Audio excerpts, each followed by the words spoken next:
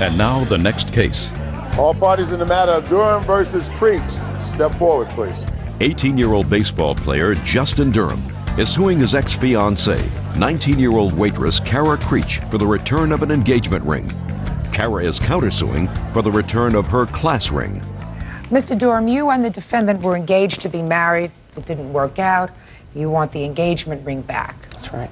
Ms. Creech says that you have some property of hers, you have a class ring, and there are some other expenses that she believes that are your responsibility as a result of this failed wedding. She is counterclaiming. She said you didn't pay for these rings yourself. There was some down payment made by her mother. So when did you become engaged? Well, it was about 4 months ago. Look at me. Not I had asked her mom to help me with $100 to make the down payment on the ring. So she did. With no more than 3 days later, I gave her a crisp $100 bill. Did he give you back the $100? Yes, he just didn't pay the 10. I gave him 110, that was all. Fine, so that's a wash. So that's taken care of. So other than the down payment, initially, you paid for the ring? Right. So 4 months ago, are you laughing? Is this funny? No. Good. 4 months ago, you became engaged. And for how long were you engaged? For about five months. 1 month. Just a second. Mr. Durham, I'm not very good at math. If you became engaged 4 months ago and you were engaged for 5 months, then we're talking about Back to the Future. Do you understand? How long were you engaged? About a month and a half. And what happened?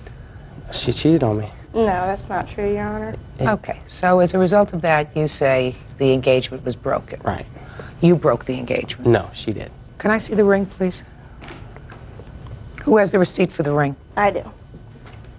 I want to. Can I see both, please? Okay.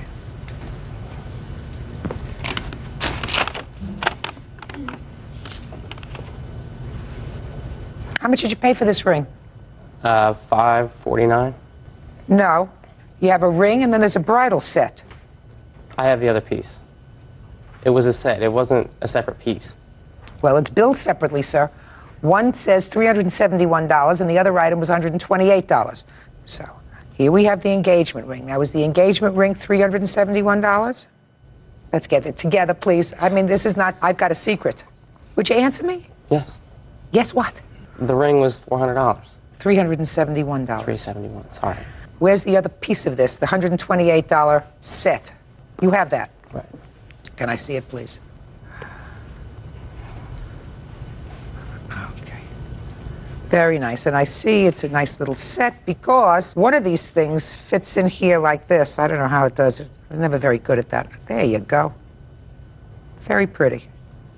Okay. So here's this piece back. Now, he gets them both. Engagement ring. Engagement's off. Engagement ring is given in contemplation of marriage.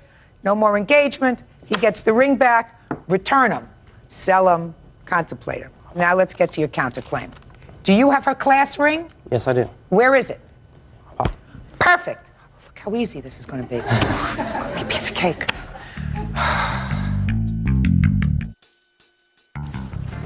Class ring. He gets the receipts. She gets the class ring. Got it. Perfect. Now she's got a class ring back. Now, miscellaneous wedding expenses that you think he should pay for. You say you broke off this engagement. Yes. Tell me why. Because I have a 1-year-old son and I am not putting what he does around my son. He came to my house one night and he was high and he was drunk. Okay. And you thought it was a bad idea. Yes. So you broke off the engagement. And you have a wedding dress and some little wedding expenses. Yes. Then you made a good choice. You pay for those. You should have thought twice about becoming engaged to somebody that you knew for a relatively short period of time. Right? Yes. So consider yourself very lucky. Dye your engagement dress another color. Yellow. Use it again. And if he was the wrong person for you, it's a very cheap price. Right? Yes. Good luck. Everybody's got their property back? Goodbye. It's case number 170 on the calendar in the matter of Shariat versus Southard. Parties have been sworn in, Judge. You may be seated. Folks, have seats, please. Ms. Shariat, according to the complaint that I've read, you rented an apartment from the defendant. The apartment was on his property, adjacent to a shop that he had, some sort of shop where he did work.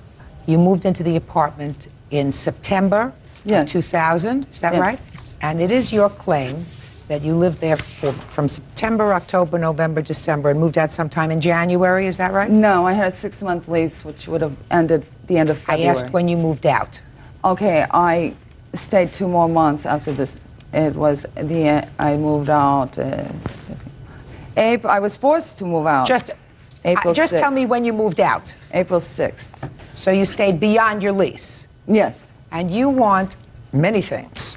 You want him to pay you for 2 months' rent. You want him to reimburse you for your security deposit. You are charging him with sexual harassment. And you are charging him with an excessive electricity bill because you say that your apartment was also hooked up to his shop. So you got an excessive electricity bill. Yes. That's what you want. Yes. Okay. What problems do you claim that the defendant caused you that would inspire me to return rent to you?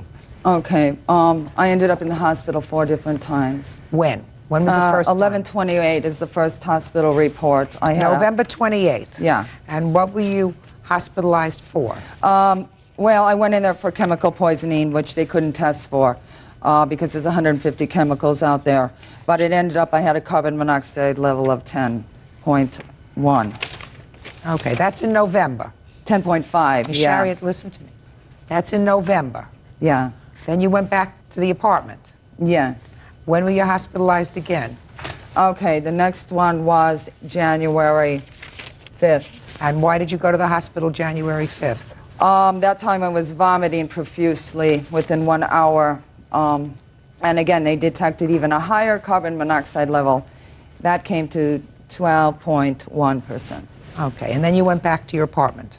No, they said don't go back. It's health hazardous. I So- checked into a crisis shelter. But you told me you stayed in the apartment until April 6th. Well, I was going to tell you I couldn't for 6 days. I was at a crisis shelter. I was too ill. But then I you did went go back back. to the apartment. I did go back after that. Okay, and you stayed then in January, and in February, and in March. Is that right? Yes, and I also... When was your next hospitalization? Okay, it was in April, the beginning of April. Now that amounts to 3.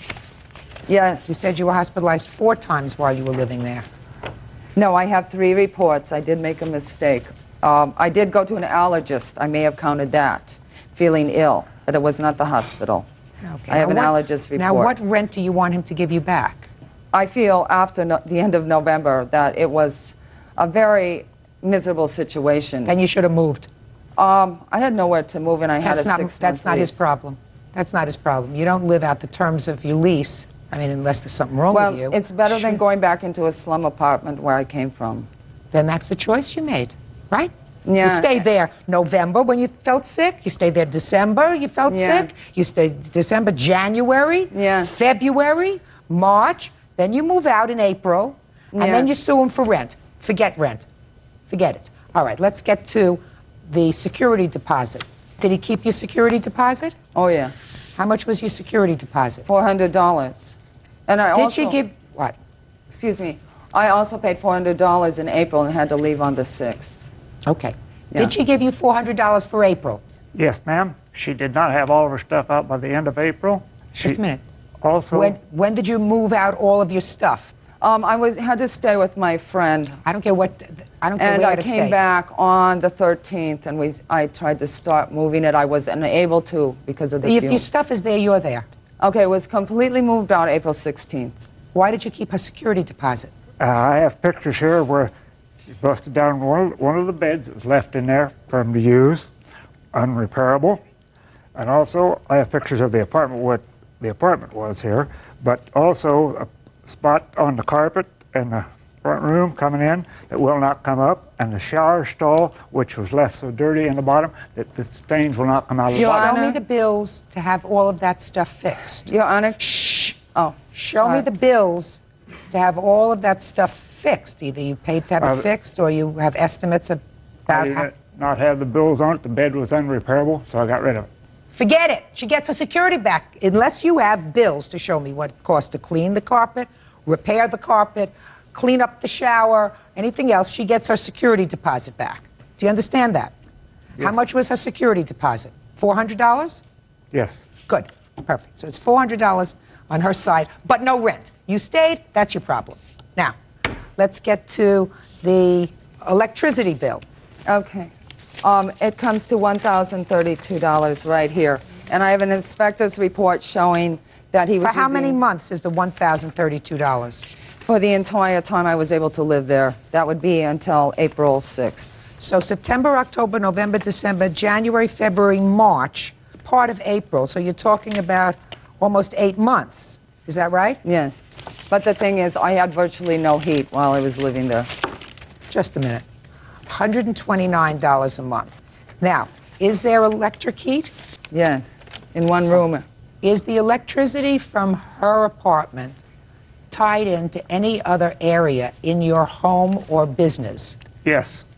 Which place? The shop? The shop, it wasn't used. It's used to run an air compressor once in a while. She's not going to pay for that. Okay, and some fluorescent lights in there once in a while. It was hardly there. Well, how were you supposed to divide this electricity bill? She shouldn't Okay. be responsible for all She of the did not pay electricity. any of the water bill. I took care of the water bill, and when she moved in, she was supposed to pay all the electricity bill. Oh, she was supposed to pay all the electricity bill for her apartment, not for your shop. Did your lease require? It's all connected in one meter, and that was in the agreement when she moved in. Show me, because I would think that you have to be crazy to say, I'll pay for my apartment and your shop too, even if you only use the shop occasionally. That's ridiculous. Real cases, real people. Judge Judy. Julia Shariat says former landlord Bernard Southard tried to poison her with pesticide. Julia is also accusing Bernard of propositioning her for sex. Do you have a written lease with her? Yes, ma'am. Can I see it?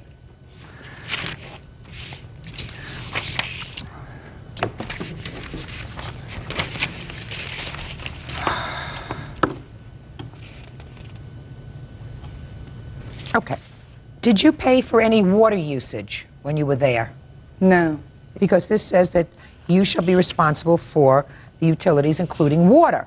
Now, Mr. Southard says that you didn't pay for the water, but he has to show me the water bills. You have water bills? No, ma'am, I did not bring the water bill. How large is this apartment? Put your hand down. I don't need you.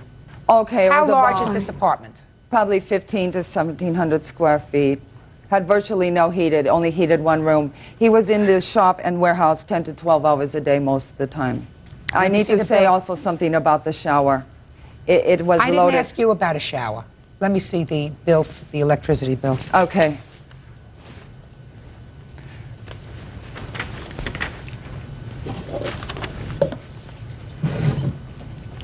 Springfield, Illinois. It gets very cold in the wintertime, doesn't it there? I was living in about 50. I'm asking you if it gets cold there. Yes. Very cold. Yes. And you were there September, October, November, December, January, and February. Is that Yes. right? Yes. Okay. This says the entire amount due was $834. I applied for low energy assistant. They paid for over 200 and some, so that's deducted. The bill here is $834. Is that right? You told me $1032. But then low energy assistant paid for 200 some. So you didn't pay for it. Not for the 1,000, but the 834 is still standing. Well, the reason I brought this was because, see, I felt he was using my assistance program for his benefit, ma'am. You don't get credit for that. Why did you tell me it was $1,032? It was until they stepped in and helped. But I felt he was using my assistance program to his benefit since he used this shop So what 10 should to I do 12 with that? hours. Give you the credit for it? I just don't like users. I felt you should know that I did apply for the energy assistance, and at first it was 1,000. That was hard to apply for. It's demeaning, and I didn't like to do that. Your Honor. So your bill was really $100 a month for electricity that includes heat. Is that right, in your apartment? I did have heat in one room, yes. Whether you had heat in one room or a half room, you had heat in the apartment in Illinois in December. Your Honor. What? The heaters was in the other rooms. They was 220. She had her little Listen to me. You 110 caused heater. the problem, sir. Pardon? You caused the problem. The problem is, if you rent an apartment, you should have separate meters for every part of the premises that you're renting. Now, you didn't have a separate meter, so now I'm going to have to make a calculated guess as to what portion of this electric bill I'm attributing to you. Because it's unjust for her to have to pay for anything in your shop. So her entire bill was $800 for 8 months. I'm attributing $25 a month to you, sir. $75 a month to the plaintiff. Electric heat is very expensive. That includes lights and everything else. $75 a month doesn't seem like an awful lot for electric. Does it seem like a lot for electric with electric heat? Not to me. Once lived in an apartment that had electric heat. I got my first bill, $600. It was a 3-room apartment. Okay, so we are up to $600. $400 for the security deposit and $200 that I'm giving you credit for towards your electric bill. That's his responsibility. Now let's get to the sexual harassment, which is the other part of your claim.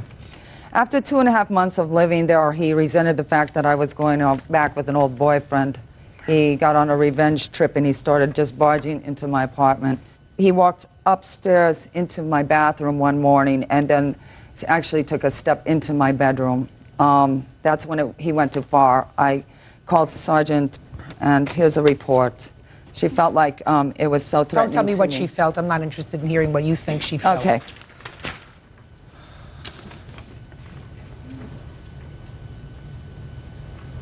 Listen to me. You filed this report December 30th. You stayed on January, February, March with a man that you say is threatening you. He threatened her.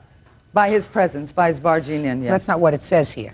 It just says, and he has threatened her, is what you told the police. I felt like if I didn't be overly nice or friendly, I mean, then he would pull tactics as poisoning. That's threatening. Move. I didn't want to go into government housing. Then you must not have felt that threatened. Yeah, but I would have had to give my dog up. When you weigh it out, which is better? Well, if someone is threatening me, trying to poison me, feel as if he is going to stalk you by coming into your home unannounced and do other dastardly deeds to you, I would prefer to live in a cardboard box under a bridge. I'm giving you $600, madam. That is $400 for your security deposit, which you are entitled to. I don't believe that he sexually harassed you in any way. He offered I am giving me $50 for a job. What? He offered me $50 for a job. Did you turn him down?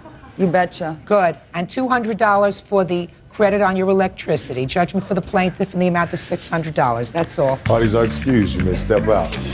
Her own brother was there from California, said she was mentally ill. My brother even stepped in and said, leave her alone. She'd lie all the time, she always did. He started yelling, get off my property, and I had a lease there. And, you know, I mean, it was just insane. You know, it's clear that she's obviously had some psychiatric care throughout her life. I believe firmly, look into the background of a landlord. And now the next case. All parties in the matter of Robinson versus Hill. Step forward, please.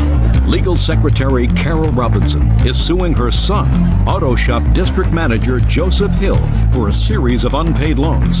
Joseph says the money was a gift. Miss Robinson, Mr. Hill is your son. Yes, ma'am. And it is your claim that while separated from his wife, he accrued a series of loans from you to pay his bills, other expenses, including child support. Your son says that there was never an agreement that the money that you did, in fact, advance him to pay his bills was a loan, that you agreed to help him out, and that you're only angry because he went back to his wife. Is that what you're saying, sir? Yes, ma'am. Okay. How old are you? 28. How many years have you been married? A little over 3 years. You have children? Yes, ma'am, one son. What kind of work do you do? I'm a district manager for an auto mechanic shop. And how long have you been doing that? For about 3 years.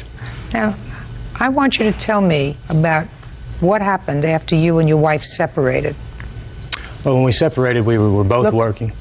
We were both working, so there were a little more bills than my income could pay for. My mother was there to help me out. Just a second. Specifically, I want you to tell me what you did. You separated from your wife. Where did you go? I stayed in the family home.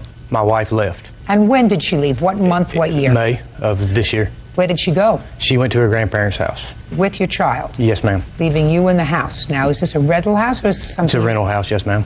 And what's the rent? $850 a month. And how much were you earning at the time, sir? I earn about $1,440 every 2 weeks is my gross income.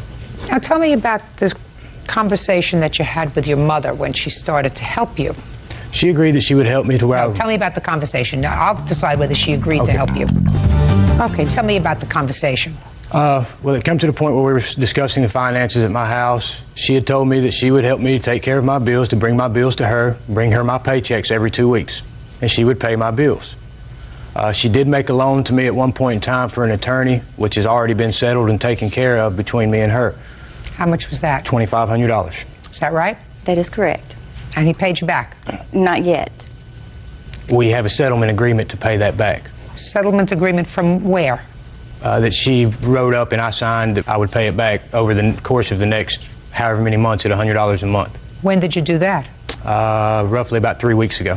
Do you have a copy of that? Yes, ma'am. I'd like to see it, please.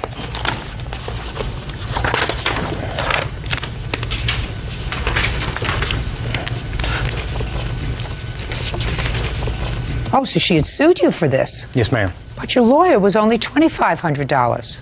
Yes, Is that ma'am. right? So why did you agree to pay her on $4,425? There was past issues of finances where she had loaned me money to pay off a probation officer that I also agree that I do owe her. How much was the probation officer? $1,900.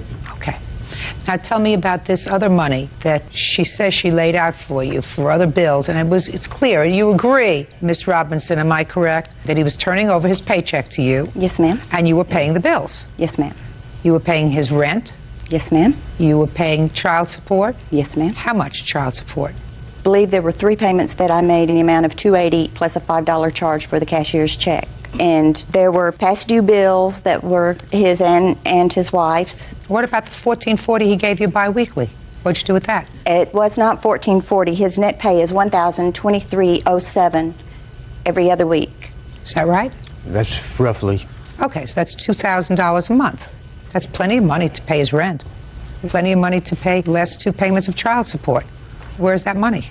The cell phone bill was quite large every month. Well, tell me what the cell phone bill was.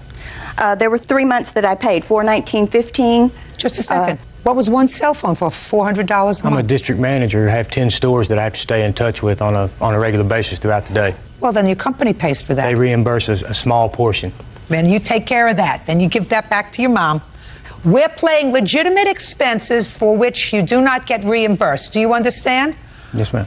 Okay. And when you took his paycheck, and you took his paycheck since June? Yes, ma'am. Is that right? Did you tell him each month when he went over what he had given you? Yes, ma'am. I showed him the check register and how low my funds, my own personal funds, were getting. And he says, "Don't worry, Mom." He says, "I'll pay it all back." He already owed you $4,400, Miss Robinson. Some of it he owed you for more than a year. How could you legitimately believe that your son was going to pay you back for all this stuff when he hadn't even paid you back money that he owed you for a year and a half? How did you legitimately believe? I'm asking your legitimate expectation that your son was going to have more money to pay you back when he hadn't fulfilled what you claim, and in a settlement, you say were obligations that existed almost 2 years. Come on, let's be real. When did you stop giving your mother your salary check? Beginning to mid-July. So that's June and half of July. That's a month and a half, and it is your claim, madam, I'm just curious, it's your claim that in the month and a half you laid out for him, for which you were not reimbursed by his salary checks, $4,313.50. Is that right? That is correct. I don't believe you. I don't believe you. And I don't believe that you had a legitimate expectation in that month and a half that he was going to be able to pay you back if, in fact, you laid that out for him. I don't believe that. I believe that you said, "I'll help you out, I'll pay your bills, give me your salary, I'll try to act as your accountant and make sure that all of these bills are paid and in some organized fashion." Was it your wife who was responsible for paying the bills in your house, sir? Yes, ma'am. So you didn't know how to do that? Not very good with money. No, okay. So you gave, instead of giving your wife the money, you gave your mother the money? Yes, ma'am. Is that what happened? Yes, ma'am. Well, you shouldn't have done it, Miss Robinson. He's your son. That's what you're supposed to do. Your case is dismissed. That's all. Yeah, it's case number 229 on the calendar in the matter of Allgaier versus Palazzolo. Parties have been sworn in, Judge. You may be seated. Folks, have seats. Ms. Allgaier, you and the defendant had a relationship and lived together, according to what I read, for a few months. Yes. You became pregnant, had a fight, and you were escorted away by the police. It is your claim that the defendant kept some of your property. Yes, ma'am. And you also think that he emotionally disturbed you. Yes. You're suing him for money because you were saddened by the fact that you had this baby and he's not sure if it's his and hasn't had any contact with the baby, so you're sad. I don't know if you get money for that, but we'll find out. Mr. Palazzola says that sometime prior to this major fight, when you finally were escorted out by the police, you had destroyed his favorite magazine collection by pouring something on it. Is that right? She spray painted them and threw them away. And that since he's remarried, you have embarked on a campaign of harassment for which he wants to be reimbursed. His harassment he only wants $400 for, so it couldn't be that terrible.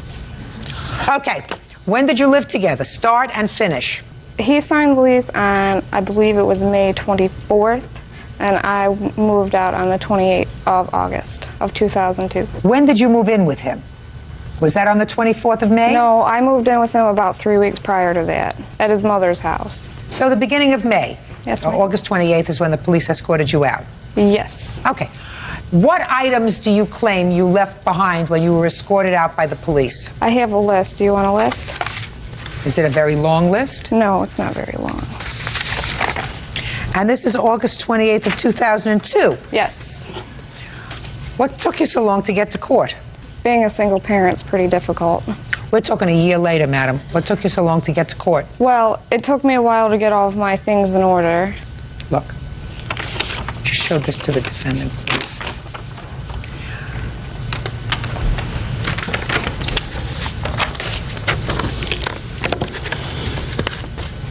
All right, now I've seen what kind of items you're talking about. I'll take the list back, Bert. We're talking about 2 oven mitts, a colander for spaghetti. We're talking about a cutlery tray, a blue-green tumbler, a toilet bowl brush, 4 ice cube trays, 2 plates, 2 bowls, 2 washcloths. So let's get to what happened on the 28th of August when you were escorted out. I found out I was pregnant, and everything just started going downhill after that in the relationship. And he was working major hours at work while working. And one night I asked him if he was cheating on me, and he was like, "You're crazy." And that was the night prior to the 28th. And we got in a big fight that night. The next day, we were fighting all day. Later that night, he was picking me up to throw me out of our apartment when I was 2.5 months pregnant. And Did you scratch him first? No, I scratched him to put me down when he was literally picking me up to throw me out of our apartment. And then I went to the store with our roommate, and he called the police, and when we got back, the police were there and they arrested me. They arrested you because they saw evidence that you had assaulted him? That I scratched him, yes. But I also had a bruise on my leg, but they told me that I could talk to the judge about that. Did you plead guilty to assaulting him? I pled not guilty, but then whenever I went for my actual court date, they told me that I would get a lesser sentence if I was to plead guilty. So yes, I pled guilty in the end. When you were escorted out by the police, did you have an opportunity to get your clothes? No. When did you come back for your clothes? I never did because he had gotten a restraining order. So my father and my brother went over there to get my things, and he had already packed them up. And I had a list for him, and they asked him about the other things, and he said that he got rid of them. This is not a lot of stuff, madam. It's not a lot of stuff. This is nonsense stuff. It's ridiculous. Did he ever sue you for the assault? No. Call it even. Now let's get to the counterclaim. Okay. And let's get there fast. To start, Your Honor, we had to move out of my mother's house because she made it so difficult. She couldn't keep a job. So therefore, all these items that she's bought pretty much came out of my wallet. I already took care of that. Oh, okay. I'm talking about your counterclaim. Okay. Pay attention. We're over that. The night before the police came out, she wanted to fight, and she wanted to do it in front of my roommate, which is out in the living room. That is when I picked her up. There was no picking up the day after. I picked her up, carried her into the room so we could talk, because she likes to have a show and she likes to fight in front of people. She can't do it between me and her. So the next day, me and my roommate, we went out, came back. I looked out on the window ledge. A magazine of mine was spray painted, and I asked her, where is everything? And she told me she spray painted them, threw them away. At this point, I was a little upset. The police were called out. They were called out 3 times that day. First 2 times, they What day are you talking about, The 27th of August. Of August, so the day before. No, I'm sorry, it was the 28th. What day did you spray paint his magazines? I didn't spray paint his What'd you do to the magazine? I spray painted one magazine. And what'd you do with it? It was on the windowsill. When? What date?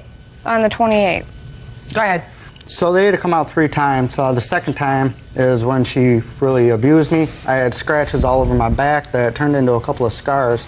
The third time they came out, a female officer came. She seen the scratches. She agreed to arrest her for domestic violence. Now, at this case, all I wanted her to do is just to leave.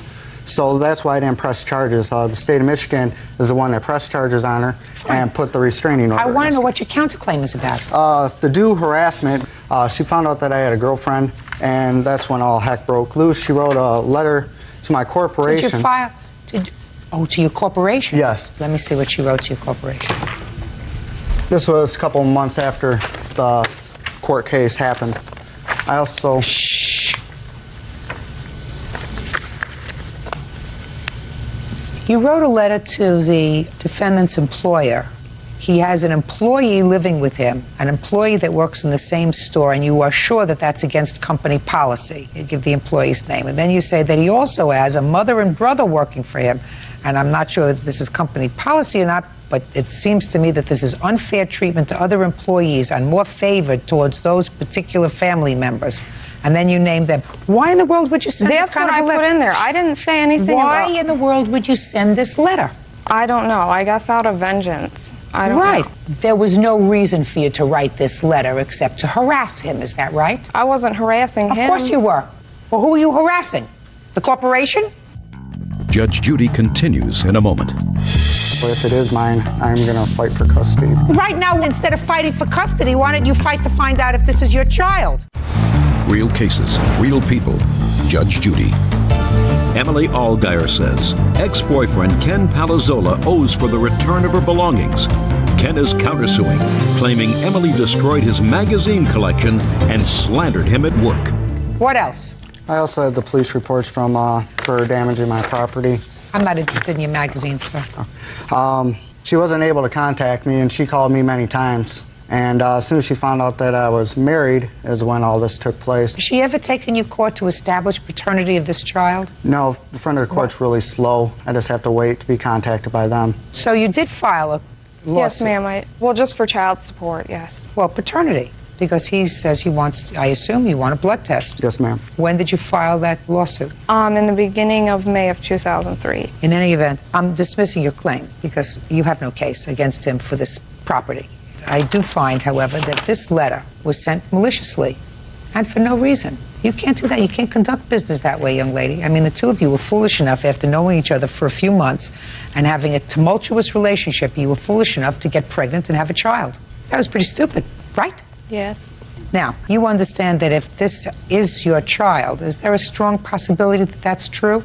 I honestly, since then, find out she slept with 2 men while we were together while I was away on business at the time when the baby was conceived. So you're not sure? No, not at all. Oh, okay. That's what he heard from someone else, so... Listen, truth of the matter is, you don't have to wait for the courts to go for a blood test. I assume that you want to know whether this is your child or not. Is that right? The front of the court... I assume that you want to know whether this is your child or not. Is that right? Yes. Because if this is your child, times are wasted. You don't want to not have a relationship with your daughter, do you? No. So then why don't you make arrangements between the two of you to go and have a blood test? Contacted the front of the court, and they said it was cheaper to go through them. So cheaper for who? Cheaper for your daughter? Cheaper for me. Cheaper for him, but all the while he's missing out on his daughter's life.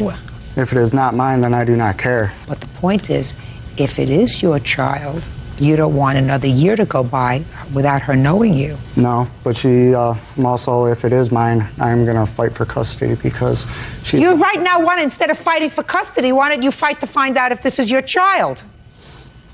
So the difference is $400? Yes. And what's the name of the blood service there? They sent it to Washington. I didn't bring that information with me. Well, you're going to get the name of the lab because I think that you really want to know, don't you, whether this is your child or not? Yes. And that the sooner that happens, the better off you are. Is that right? Yes. So what we're going to do is, I'm awarding you $400 on your counterclaim, sir, because I believe that she did, in fact, harass you. But the check's going to be made payable to the blood bank. So the two of you and this little baby can go and have blood tested and find out whether or not this is your child. Does that sound reasonable to you? Yes, ma'am. That way you can find out. You got it? I don't need to find out. He does. No. You need to find out. When you have a child out of wedlock, stupidly, you're living at his mother's house. Did you get thrown out of his mother's house? No, we didn't. It was my choice to move out. And what about your house with your parents? Did you get thrown out of there initially? Not technically. Not technically. And how old are you? I'm 18. And then when I read your complaint, you said he told you he wanted his life complete with a baby, so you got pregnant. This was not an accident. No, it was not an accident. Right. This was not an accident. This was on purpose. Somebody who's 17 years old, who has no job, who has no future. I had a job. Yes, I had a job. Didn't last long because, according to what I read, your job didn't last long because his mother said you shouldn't work so hard, so you quit your job. Well, that was my second job. Do you understand? Yes, but I believe it's more important for you to find out, for him to find out, whether this is his child than for you to get any money. Either of you. I don't understand why you would come in and sue over 2 potholders, why you would come in and sue him over a spoon, a ladle, a green-blue dish, and you sue her over this letter, which clearly didn't damage your job, right? Well, it did, because I had to take a couple of days off. I sympathize with you, sir. Listen to me. If, in fact, this is your child, the fact that you have turned away and said, it's not my responsibility, is very unkind to both her and this little girl. So it seems to me a stand-up fellow would say, if this is my child, I want to know, and I want to know now, not 6 months from now, not 8 months from now, and then have the audacity to say, if it's mine, I'm going to fight for custody, whenever. But by that time, your daughter's 2 years old. She doesn't even know who you are. Well, in defense of myself, the state did have a restraining order, so I was not able to contact the mother of the baby. Well, you don't have to contact her. Go to court and file a lawsuit. They'll order a blood test. Could I please? My mother did send him a certified letter letting him know that I did have the baby. What difference does it make? If he says he's not sure that the baby is his, what difference does it make? I don't know, but he wants to know. Instead of money for your harassment, he's going to take a test, right? Yes, ma'am. Perfect. Goodbye. Parties are excused. You may step out.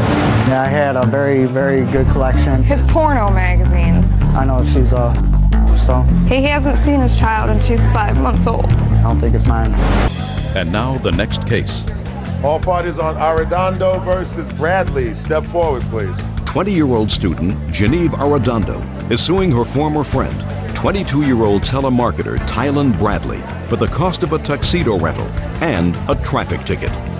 Miss Arredondo, you know the defendant since high school, according to your papers, for a long time. You were friends, maybe a little bit more. You claim a series of small loans to the defendant over a short period of time, several months ago. One for some tickets and then one for a tuxedo rental. The whole big case is about $150. Yes, ma'am. So the two of you must not have anything special to do with your time other than come to court over $150, but I'm prepared to hear you. When was the first loan? July 21st of 2000. For what? The tuxedo rental for $68.78.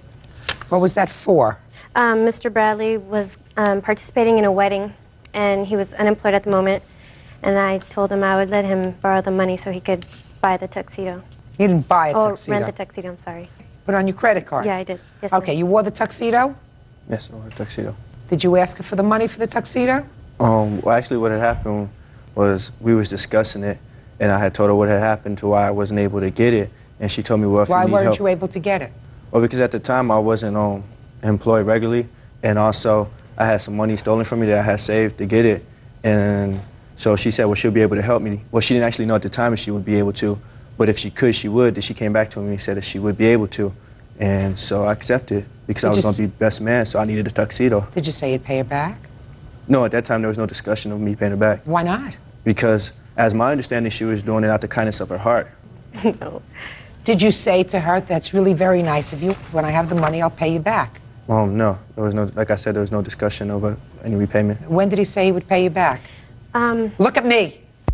He didn't say a specific date. He didn't say, I'll pay you back. Did you expect to go to this wedding with him? No. Didn't think he was going to ask you to take you to the wedding? I thought he would have asked, but he never did. Right, you thought he would have asked. Paid for the tuxedo, maybe he'd ask you to go to the wedding, then you'd go together. What's the next one? Come on, let me hear. A month later, he had an outstanding ticket, and he told me he didn't have the money again to pay it, and he said if he didn't pay it, he was going to get a warrant for his arrest. So my my stepbrother gave me $80. I put it into my account, or $88. I put it into my account and made a check to Metropolitan Court, and I gave it to Mr. Bradley. And when did he say he would pay you back? I just said, whenever you get a job, you can pay me back. Is that what you said to him? Whenever you get a job? Yeah. Huh? Yes, ma'am. Yeah, where are you working? Right now? Yeah. MCI, man. When did you get that job? In January. So why don't you pay her back this money for the ticket? Because it wasn't a loan. I mean, the whole reason why I think that she even wants the money was because of the fact, like you going back to the wedding, was that I did not invite her. Okay, forget the wedding. Okay, forget the wedding. Okay, tuxedo. now I don't believe that was a loan. Okay. So, But I mean, if you have a warrant issued for your arrest, and you can get out of having the warrant issued for your arrest by getting $88 from her, you take $88 from her, why don't you give her back the money? Because again, it wasn't a loan. I mean, she just did it like to help me out. Why would she want to just help you out? Because, I mean, we were friends. I mean, maybe, she thought there was a little bit more. Maybe she wanted a little bit more. But we were just friends, and the whole talk about repayment wasn't brought up until I had moved in with the mother of my daughter. Then that's when she started saying, well, I need to be paid back. You need to pay me back. You said you was going to pay me back.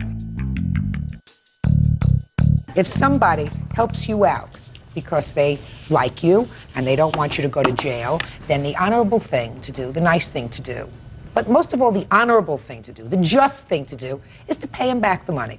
Now, this tuxedo business, as I said to you, I think she thought that she would get to go to the party with you. You didn't invite her. That wasn't really nice.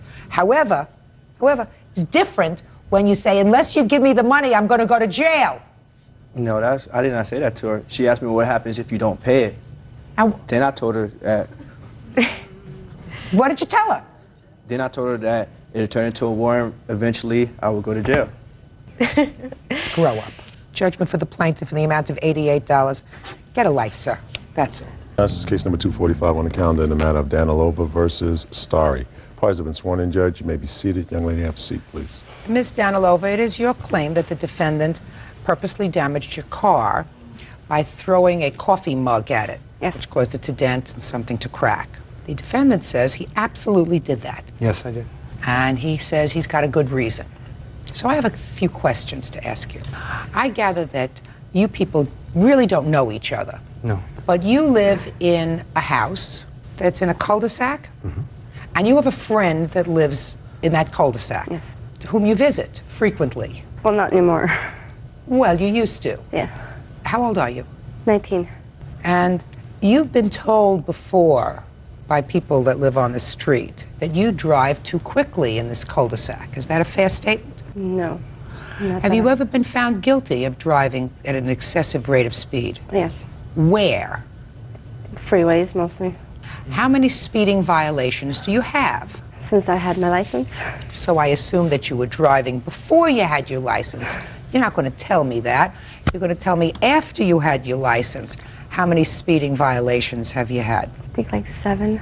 7? Yes. So it wouldn't be beyond a reasonable person's imagination that you drive too quickly in this cul-de-sac. Is that right? Right. So why don't you tell me what happened on the day that Mr. Starry threw a coffee mug at your car? Me and my sister were driving to pick up my friend. As we were driving by Mr. Starry and his friends, I don't know, my windows were up, so all I heard was just a bunch of yelling, and I saw a bunch of people outside on the sidewalks in the street. So that there were people out there. Were there adults and children? I saw adults, mostly. Or maybe you were going too fast to see the children. No. It's the cul-de-sac that they live in. It's really hard to speed because it's at a curve, and there are cars Most parked. cul-de-sacs are on a curve. That's what a cul-de-sac is. It's a curve. Goes around. Well... So you went to pick up your friend, and what happened after you went to pick up your friend? While we were in her house, some ladies came up to the door, said, you know, she was speeding, you know, slow down, and I acknowledged that. So you acknowledged that you were going too fast? Yes, I listened to them. Why did you do it? I mean, I wasn't speeding like going 30, I wasn't going over 35 miles an hour. 35 miles an hour is not what you do in a cul-de-sac. Then you left. In the car. You were driving. Is that right? Yes. And what happened? As we were driving by Mr. Starry, something was thrown at my car. It bounced off, and that's when I stopped the car and got out to see what was going on. Did you exchange words? Yes, we did. What were the words? Well, he was just yelling at me to, I don't know if I could slow down. He was just yelling and screaming and getting in my face. He didn't say it politely. Okay, I'll hear you. Your Honor, on the day in question, I was inside my house when she came into the neighborhood, and my wife and 2 neighbor ladies went to the door and knocked on the door and asked her to slow down. What they reported to me was they laughed and slammed the door in their face. When I heard that sounds right. When I heard that, I got irritated. When she backed out of her driveway and screeched her tires to come up the cul-de-sac, without really even any consideration, I stepped out in front of her and threw my coffee cup at her car. Can I say something about what he said? Sure.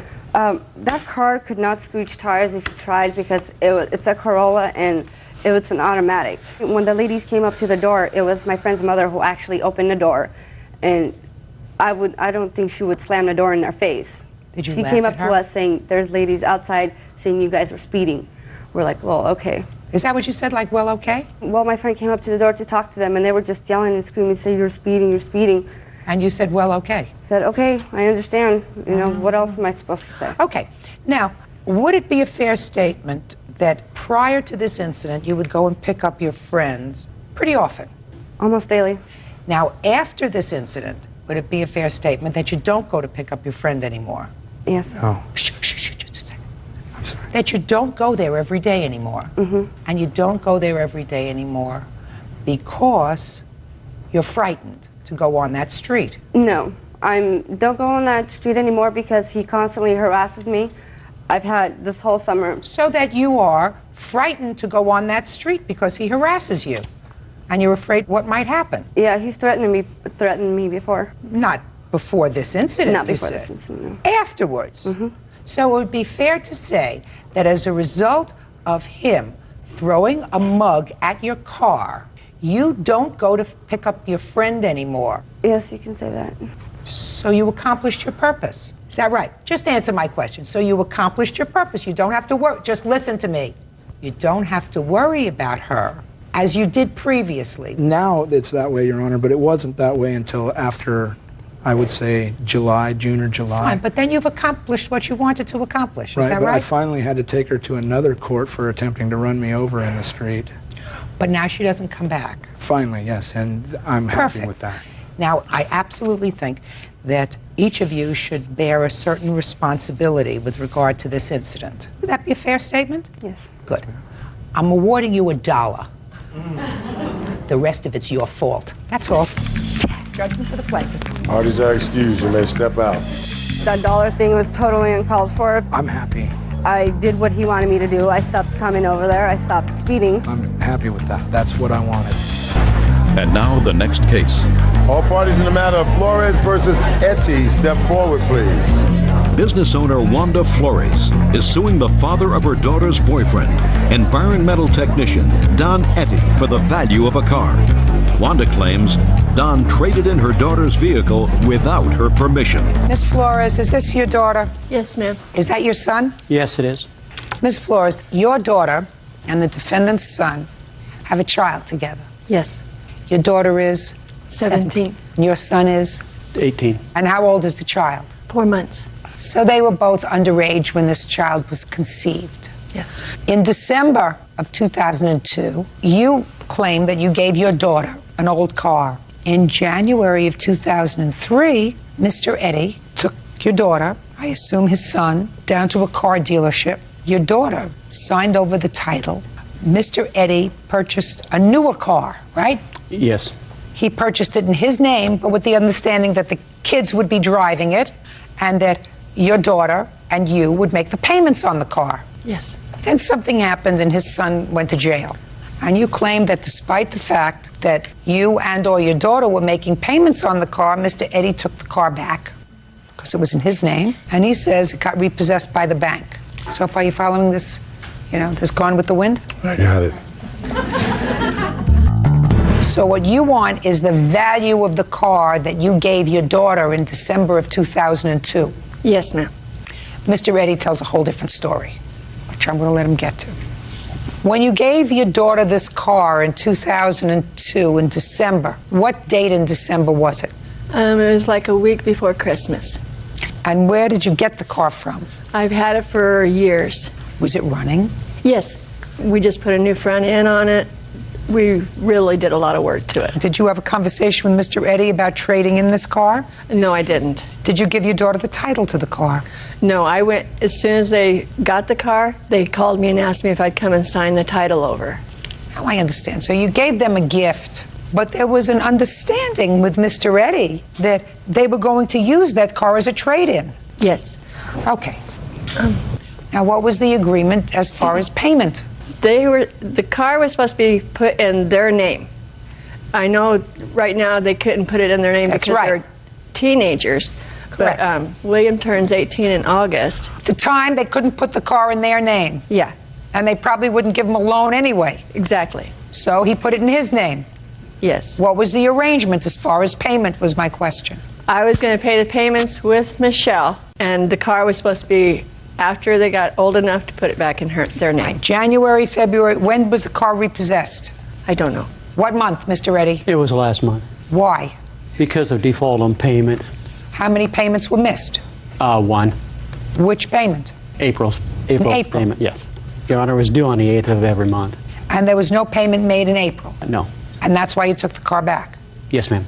So you would agree that if she can prove to me that she made April's payment, you're in trouble, right? Yes. Show me. I don't have any proof. I really don't. So what am I supposed to do? I think they deserve a car for their new baby. Well, Miss Flores, that's nice. There used to be a program, called The Millionaire. You wait for John Bears for Tipton to come knock at your door and give you $1 million, and then you go and buy whatever you like. You had an agreement. You had an agreement with Mr. Eddy. Your agreement was that you would make the payments on this loan every month. He says that he repossessed the car because you did not make April's payment that was due April 8th, and he repossessed the car in May. And then it got repossessed by the bank because he couldn't make the payments either. My question to you is very simple. Show me you made April's payment, and then you have a case. You tell me I can't. And I say, so what do you want from me? And you say, I think they deserve to have a car.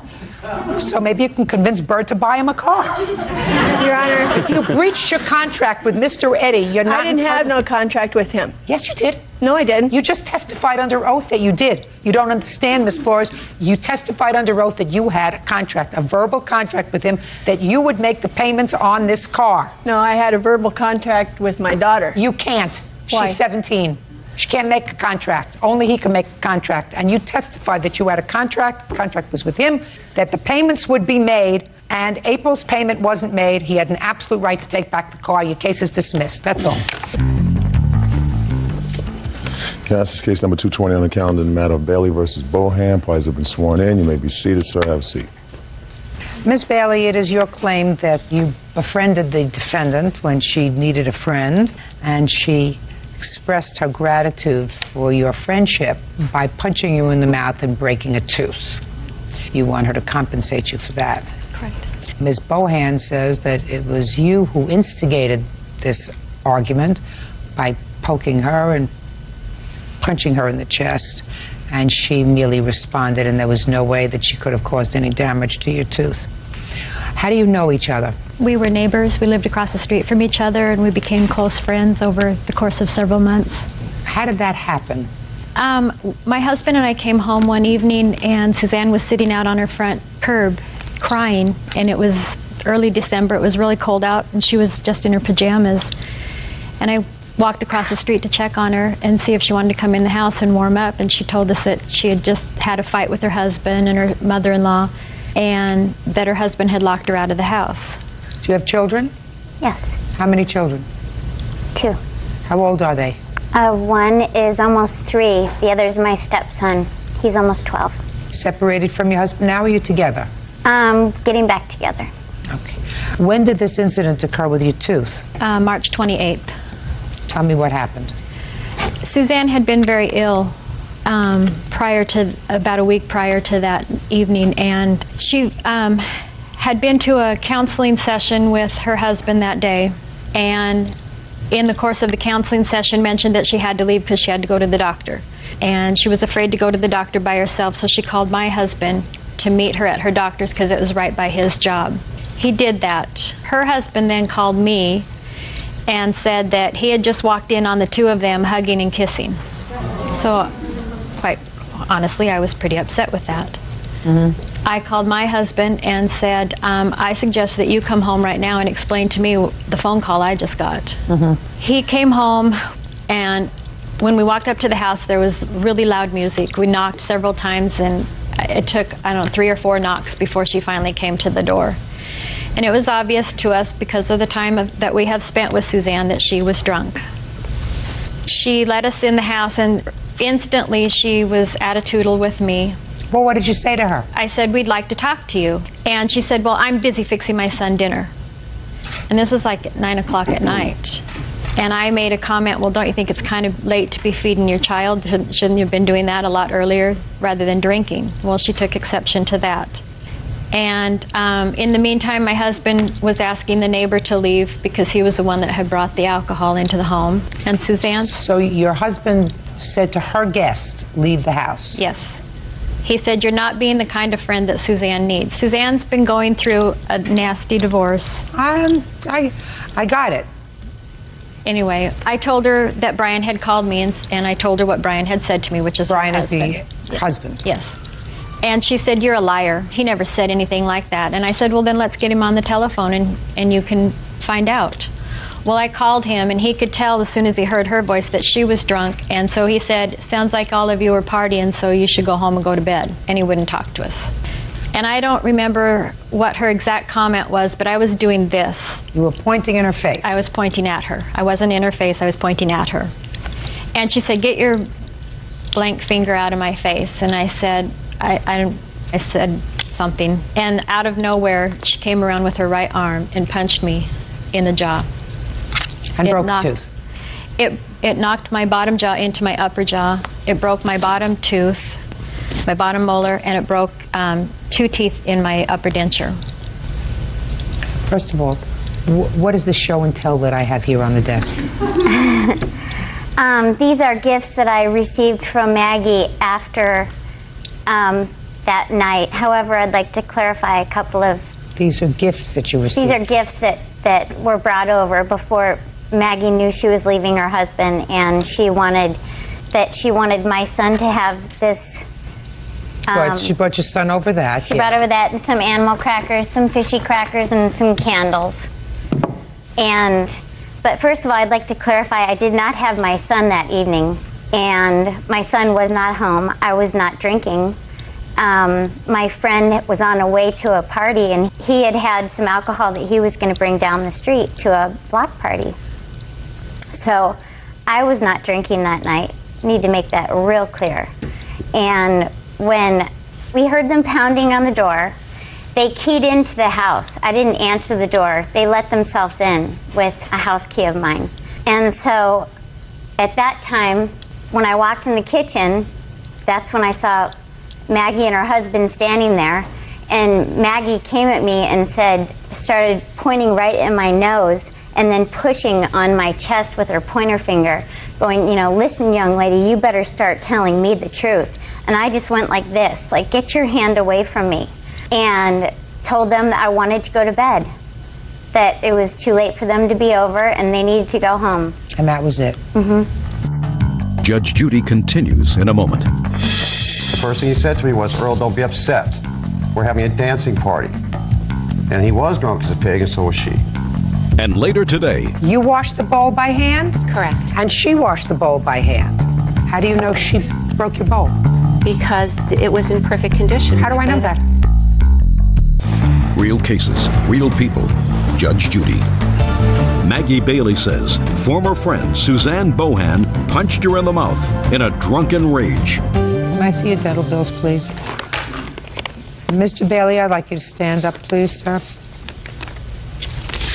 I'm sorry. Mr. Bailey, you understand that you had no right to tell this neighbor to leave her house. You bet. Yes, ma'am. I just want you to understand that. Just because you befriend somebody and you do things that are nice for them doesn't give you a license to run their life. Your Honor, I'm not sure I agree with that. We were drug into this woman's life for 4 months through this divorce she went through. We dealt with How old are you, sir? Pardon me? 47. How old are you? 35. Okay. How tall are you? 5'10". How tall are you? Almost 4'11". Okay. She can't drag you anywhere. True. You can only become involved in somebody else's life if you permit yourself to be involved in their life. So I agree. And we did that.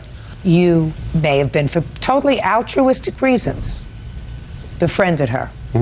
But you can't say you were sucked in. You weren't sucked in. No, we were not. You chose That's to become correct. involved. Okay? That still doesn't give you license. If you don't like her actions, then what you do is you cut it off and fold your arms. You cut it off. Are you and your wife in the process of separating? Certainly not. No. Are not? Or not. Okay, good. Well, that's what she seemed to indicate. Well, All right, she was wrong. a lot of what she indicated is take it for what it's worth. I just wanted to know.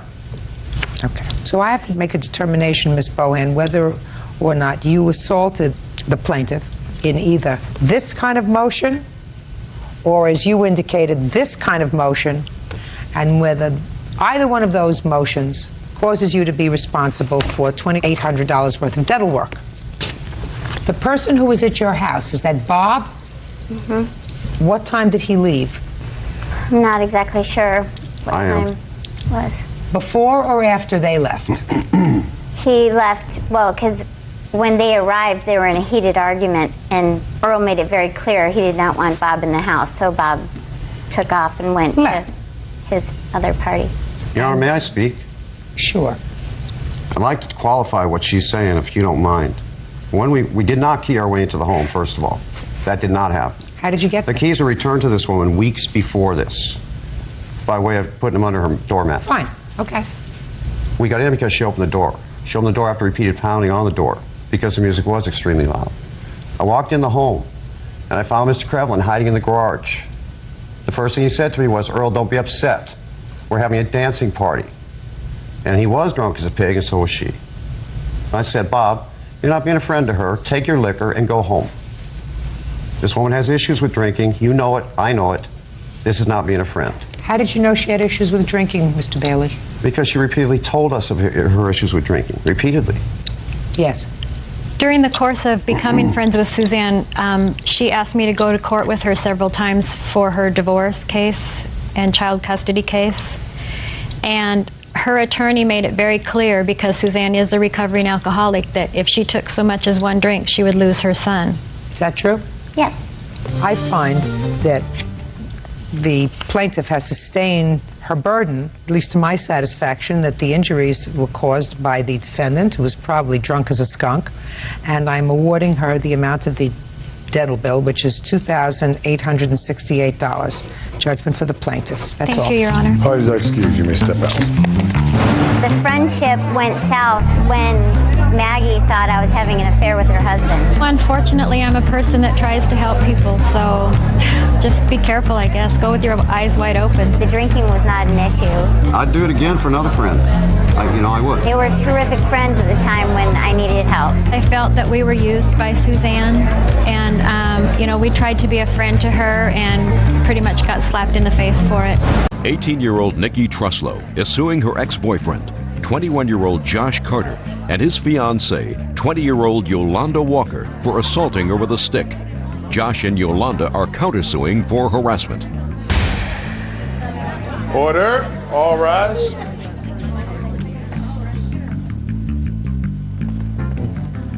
Yes, this is case number 173 on the calendar in the matter of Truslow versus Walker Carter. Parties have been sworn in. Judge, you may be seated. Ms. Truslow, the defendant, Mr. Carter, Yes. was a former boyfriend of yours. Yes. The co-defendant, Ms. Walker, is his current girlfriend. They have a child together, is that right? Yes, ma'am. According to your complaint, Ms. Truslow, the two of them assaulted you. Yes. They say you started the whole problem, you precipitated the assault, and they are counterclaiming for harassment. So that's what this case is about. Yeah. When did this happen? It happened on January 11th of this year, but the night before it happened, on January 10th, I had stopped by his cousin's house. At the time, I was 6 months pregnant with his daughter. And I stopped by there, and I go inside, and he walks me into the kitchen, and he's like, me and Yolanda got back together because they dated in high school, and he was like, but I really don't want to be with her. I want things to work out with you. I was like, okay, and he was like, well, call me later. So I leave. How many children do you have? One.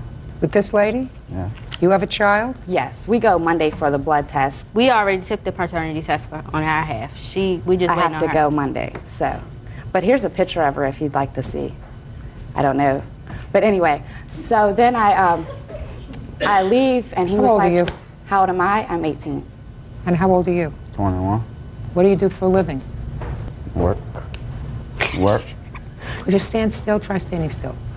What kind of work do you do? Work at Burger King. Burger King. Go ahead. Okay. So he's in the kitchen and he's smooching with you. Yeah, you're 6 months pregnant, and he says, I'm back with her, but I don't want to be back with her. I really want to be back with you. Yeah. So Go then he ahead. tells me to call him later on. He was going to a game or something, whatever. So I called him that You ought night. to be going and to he his wasn't- second job. Huh? Go ahead, nothing. Oh, so I called him that night and he wasn't there. I had a doctor's appointment at 10 o'clock the next morning. So I go by his house. I had never seen her before. I'd never met her before until that day. Is this your first child? This is my first child. So I go by his house, and he stayed in the basement. So I go around to the basement. I was on my way taking my What did friend you go to his house for? to see if he wanted to go to the doctor with me, because he had told me to call him the night before, and because he had already went to Why one didn't you doctor's call him? appointment. I did call him, but I didn't call him that morning. I was on the way. Why didn't you call him that morning? I don't know. I didn't know that she was going to be there. I had no idea. I mean, the day before he was telling me, that he wanted to get back with me. If she was going to be there, I wouldn't have never came. So I go by there and knock on the door, and Yolanda answers the door. And I was kind of surprised, and I was like, well, is Josh here? And so he comes to the door. And I was like, what's going on? Why last night you're telling me that you want to work things out and she's here? And he was like, he really didn't say too much. So me and him go into the other room. It's like a laundry room in their house, and we're in there talking. And I'm questioning him, why did you say this if you really didn't want to work things out? Well, Yolanda's like, well, I heard you wanted to fight me and da-da-da. And I was like, you know what, I didn't come down here to fight you. I just came down here to talk to Josh. So me and him are in the other room talking, and his mom has like a stick that she used to hold her sliding glass door with. And Yolanda hits me in the back of the head with it, and it breaks in two. Well, I turn around to defend myself. She's pulling my hair, hitting me with the other half of the stick, and Josh steps in between us and pushes me down on the left seat. And every time I try to get up, he's still pushing me down, and she's pulling my hair, hit me with the other half of the stick. And so his grandma comes downstairs, and so then they both back up. The other half of the stick had flew kind of to the other side of the room where the door was. So I get up off the couch and I'm crying, and I was like, fine, if you wanted to fight like that, then I'm going to go get you locked up. So I grabbed the other half of the stick. I leave out the door, and I'm all upset. What'd you grab the other half of the stick for? Because I was going to use that as evidence to show that's what she hit me with. But I was at my car with my door open, willing to leave. I was not, trying to start anything else. They come outside. He walks over to my car and pushes me, jerks the stick out of my hand, and tells me to get the F on. So I go home, I tell my mom, and we go get warrants on both of them. And then I went by and saw my obstetrician to make sure that my baby was okay. They did the little heart monitor thing. She said everything was fine, and if I had any problems, any bleeding or anything, to make sure I went to the emergency room. The next morning when I woke up, I was in a lot of pain. My neck, my shoulders were really sore. I was having cramps in my stomach, I guess, from trying to get up and down off the couch. So I go to the emergency room, and I have the copy of that right here. So if you need, She didn't bring that to the first. It's kind of faded. So, but when we went to court, they didn't question Josh. You were arrested. No, we weren't arrested. Yeah, I have that right here. There was a trial. There was a trial, yes. And you were acquitted. What does that mean? Found not guilty. Yeah. What about you? Dismissed. No. He was found not guilty. Her case was dismissed. He was found not guilty. Yeah, and he didn't even say anything. Shh. Okay. And her case was dismissed when? The same day. They tried both of them at the same time. So they were both found not guilty? No. They had two lawyers against my one, okay? It was really... Stop! Of course they had two separate lawyers. I know You that, don't have but your what own I'm saying lawyer. is, You have the I district understand attorney. that. Fine. So both found not guilty. Either you're guilty or Okay. you're not guilty. Yeah. Whether you're dismissed, whatever. You're not guilty. Okay. Okay. Fine. Now, shh. Okay. I don't understand one thing, madam. You said to me a moment ago when you started this discussion with me, you said that you would never have gone to the house if you knew she was there. Yeah. Okay. Then you said that when you went to the house that morning, instead of calling first, Okay. Why don't you receive instead of talking? I'm listening. Good. And if you saw her because she answered the door, why didn't you just leave? I didn't know I was going to get beat up, you know? Try answering my question. You got a hot temper. You're not helping your case. Sorry. You told me if you knew she was there, you never would have gone. Yes. She opens the door. You see she's there. Why didn't you leave? Because I still wanted to find out what was going on. Well, why don't you find out what was going on by picking up the phone and calling sometime later and saying, hey, Josh, what's going on? Yeah, I could have done good. that. Now, tell me your version of these events. It started off 2 days prior to the day of the fight. I had came by to drop my daughter off. I was going to my cousin's house or whatever, and Josh and her were on the phone. I guess they were arguing or whatever on the phone, but he ended up hanging the phone up on her, and when he got off the phone, he told me, he said, Nikki says she's going to F you up. And I was like, why is she saying that? I don't even know this girl. Never seen her a day before in my life. Okay, then the phone rung again. Could you stop right there? Did you have a conversation with the plaintiff a couple of days before this incident? Yes, ma'am. Did you call her or did she call you? She called me. What did she say when she called you? She just wanted to know what was going on. What was going on? What do you mean, what was going on? Me and her getting back together. And what did you say to her? I said, we're not getting back together. Did she at that point say anything about Miss Walker? Yeah, she said she was going to F her up. Did she say why? No, ma'am. Real cases, real people. Judge Judy. Tabitha Truslow says ex-boyfriend Josh Carter and his fiancée, Yolanda Walker, assaulted her with a stick. Okay, go ahead. Okay, so after he told me that, the phone had rung again, and so I answered. He told me, he said, if it's Nikki, tell her I don't want to talk to her, da-da-da-da-da. Okay, so I answered the phone, and she goes, is Josh there? And I was like, he doesn't want to talk to you. So then I asked her, you know, why did you tell him that you're going to F me up and you don't even know nothing about me? She was like, well, as soon as my car gets back here, I'll be over there to fight you. That night, she came over there with 2 girls. I was not there.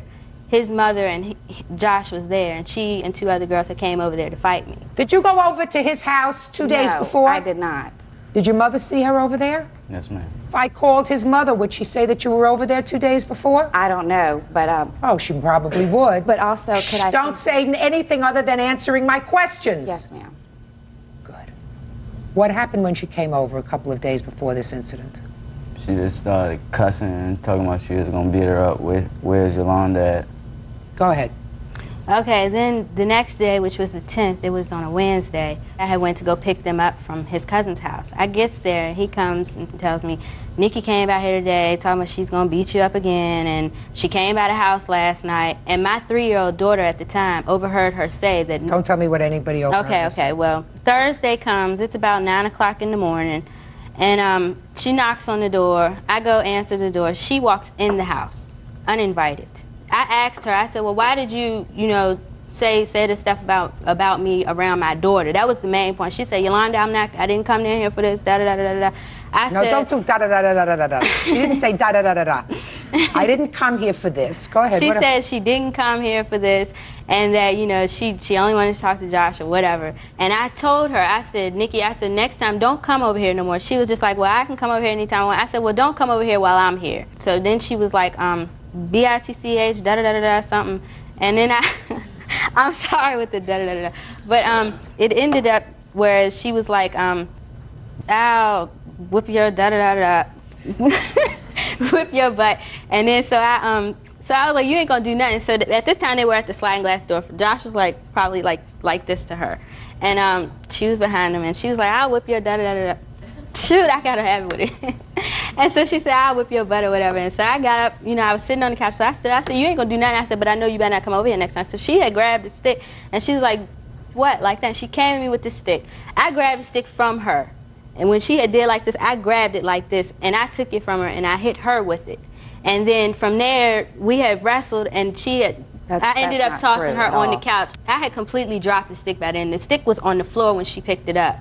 And I was just hitting her in the head. Josh came in between us and grabbed me and, you know, took my hand out of her hair or whatever. And then she ran to get the stick and then she ran out the house and the first thing we thought was, oh, my car. I thought she was going to bust the windows out of my car because she just ran out of the house with the stick in her hand. So he ran out and got the stick? Yeah, he ran out and got the stick from her. Okay. Let me hear about your counterclaim. Okay, about the counterclaim. Make sure it's a good one, unless you want to withdraw it. She has harassed us the whole time. She calls the house. We had to get the number changed. She goes to his job. Can I say something? No. She goes to his job, tells him he shouldn't marry me. She talks bad about me. He must be some bargain. Try to get a... He must be really a bargain. Do you have any money in a Swiss bank account? You have a Swiss bank account? No. That maybe they don't know about, or they do know about? She tried to get a job where I worked there, too. That's why. At Burger King? Yes, ma'am. And he ended up... And I ended up quitting. And then she didn't want the job there anymore. So that's harassment? Mm-hmm. It's been a lot of issues. She sent mail to the house. You don't have a lawsuit for harassment. Two women probably have a lawsuit for stupidity against somebody. Could I say something, ma'am? No, say nothing. You made a mistake. Probably you did too. Your mistake is 3 years old, and your mistake is a newborn. My daughter's because, mistake. Oh yes, because it tied you permanently to him. That means you two women are tied permanently to him when you were children. Children having children is stupid. Children who don't know how to behave themselves is stupid. So don't tell me you're not stupid, and don't tell me these two children weren't mistakes. Big time. Now, you had no business going over there. I absolutely believe her that you were there before, that you had some inclination that that's where she stayed. I didn't know. Then you should have seen her at the door, closed the door, and left. I just wanted to I don't believe you. Listen to me very carefully, madam. You had Can I no also say business. something? Say nothing. Your case is dismissed, as is your counterclaim. Next time, I want you to both, if you have any extra bucks, go to the store, buy birth control. That's all.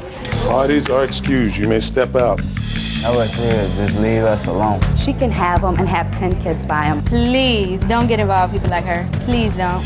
Donald Haig and his wife Donna are suing their ex-son-in-law, cabinet maker Chris Webster, for the cost of a washing machine and dryer. Order. All rise.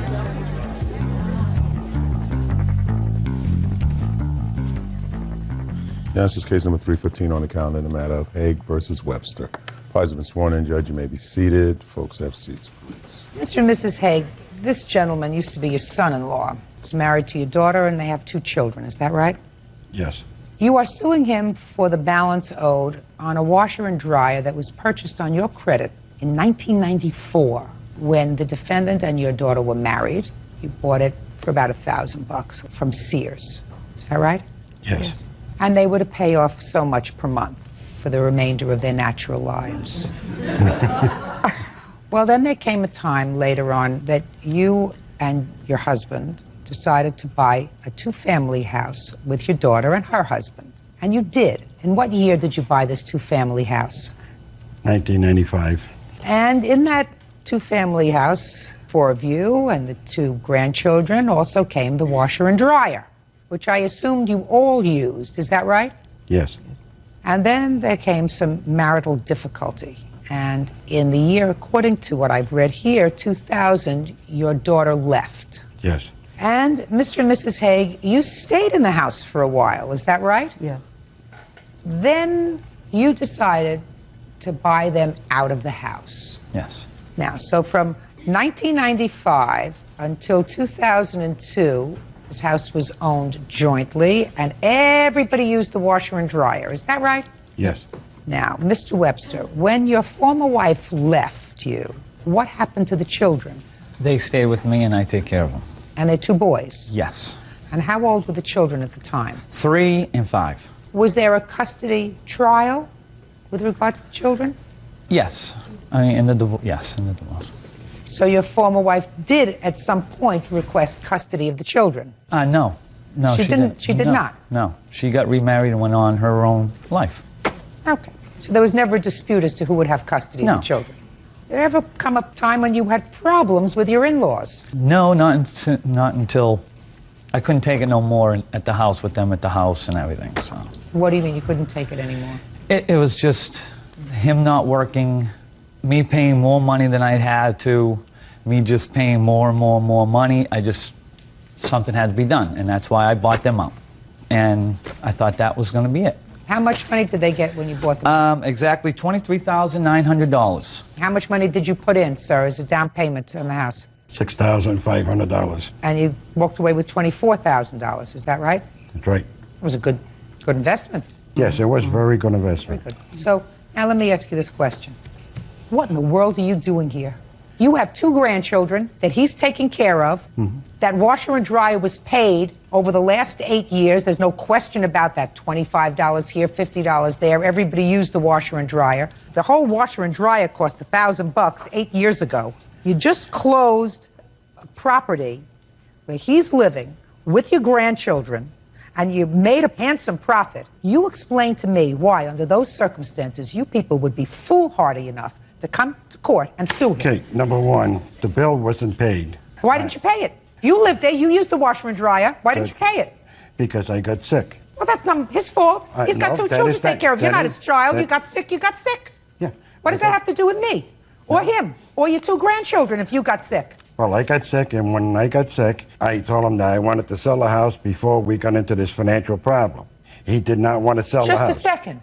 You wanted to sell the house after your daughter left? Yes, right after, actually before my daughter left, I wanted to sell the house. He lives there with your grandchildren. I wanted to have him buy me out or sell the house so that I didn't have any obligations in the house, because I went 3 years without getting any money. So?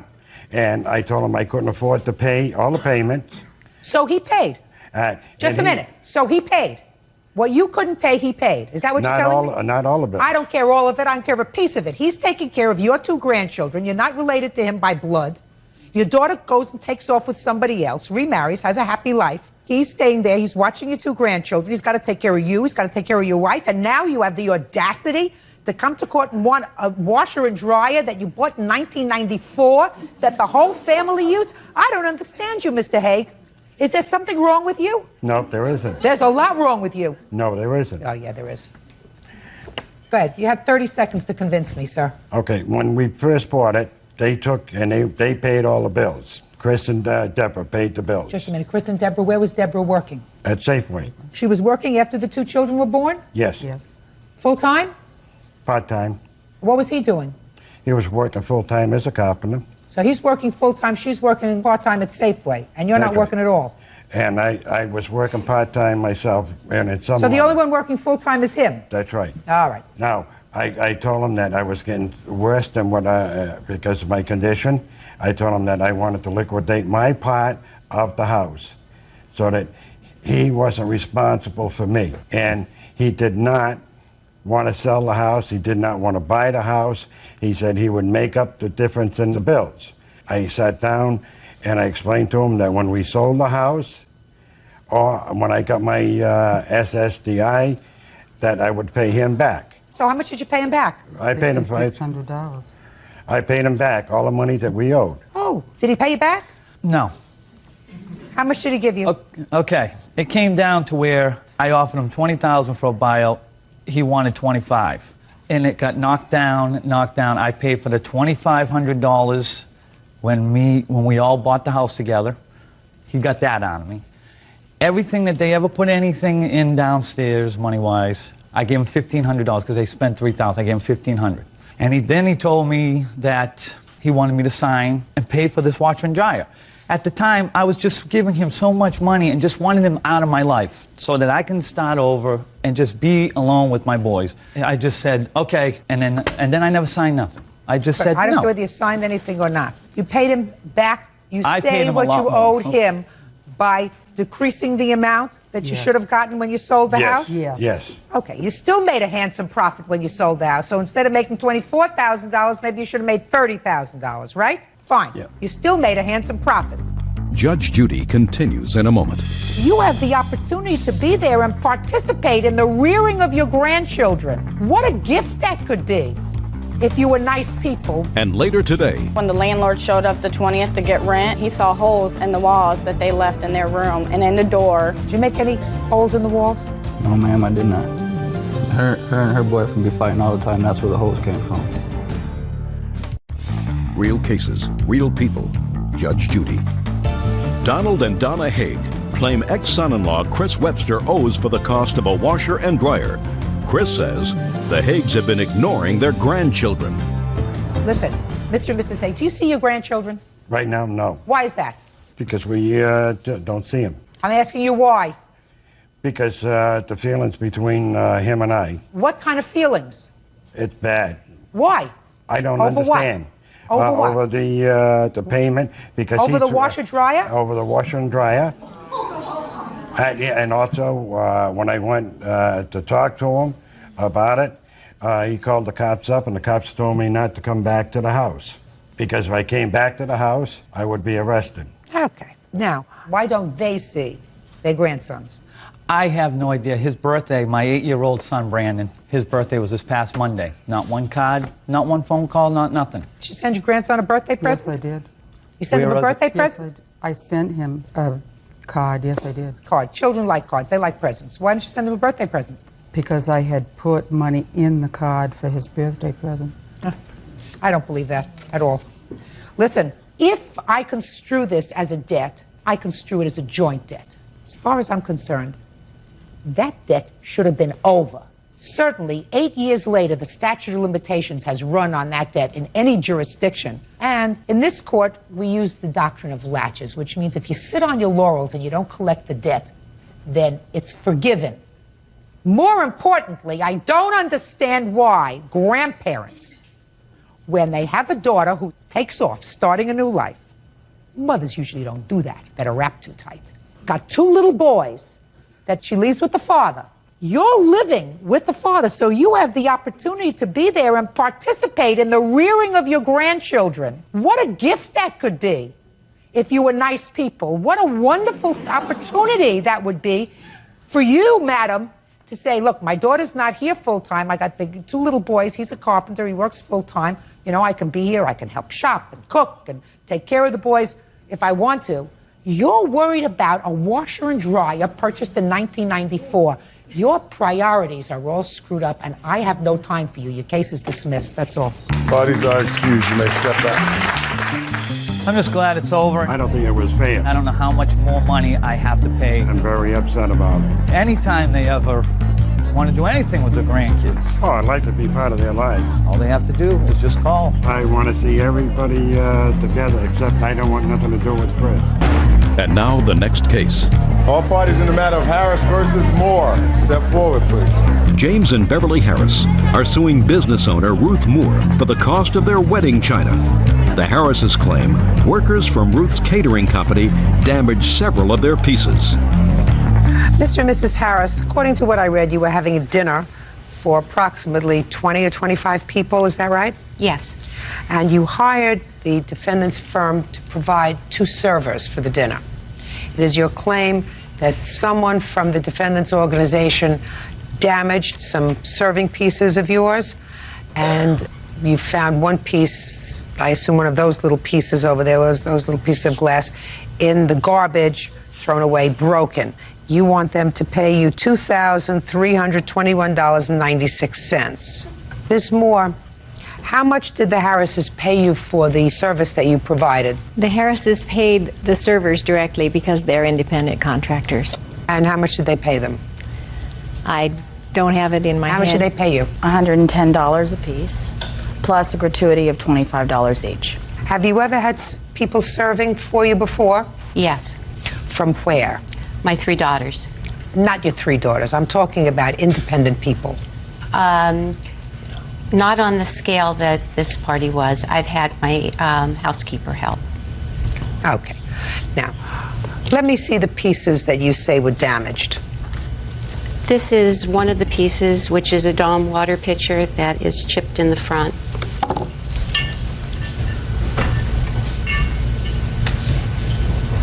Mm-hmm.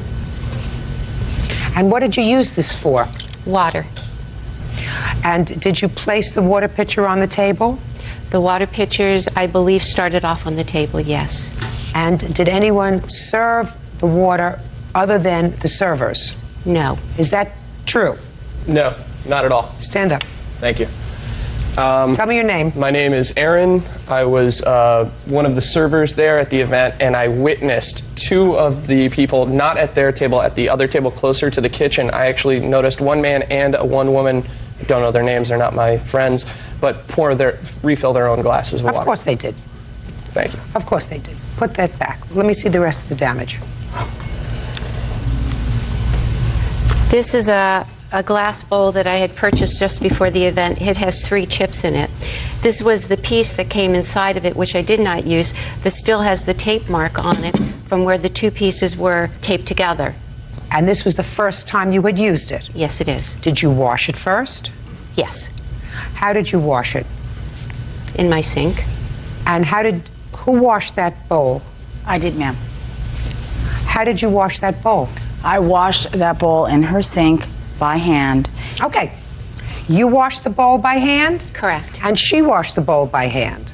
How do you know she broke your bowl? Because it was in perfect condition. How do I know that? Because I could see that. How do I know that? What I'm trying to get to you, Mr. and Mrs. Harris, is when you have help in your house, because I read your complaint, when you have help in your house and you have 25 people that you are entertaining, how do I know, for instance, that the piece of glass that one of these pieces that was holding toothpicks that you say you found in the garbage, how do I know that one of your 25 guests didn't do it? How do I know that? I've had people serving before. Sometimes it's a glass chips, sometimes a plate chips, sometimes a serving piece chips. I would never in my life think of suing the servers for $2,500 because I was dumb enough to use a $2,000 pitcher and serve my company with it.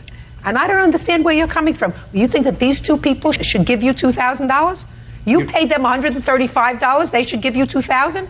These people were deceitful, Your Honor, and that's what leads me to believe that this happened because of their negligence. Just a second. You explain to me how they were deceitful, Mr. Harris. In the letter that we... Show me the letter that you're talking about. In the letter that we were sent by one of the servers, she explains that when they're finished with... Well, let me see the letter you sent her. We didn't send her a letter. This was a response to my call to the company stating that we had, the next morning when we were putting the items away, that we had found that these dishes were chipped and one of them was missing. So I immediately called the company because I wanted to let them know right away. I mean, is this what you say, Mr. Harris, is deceitful?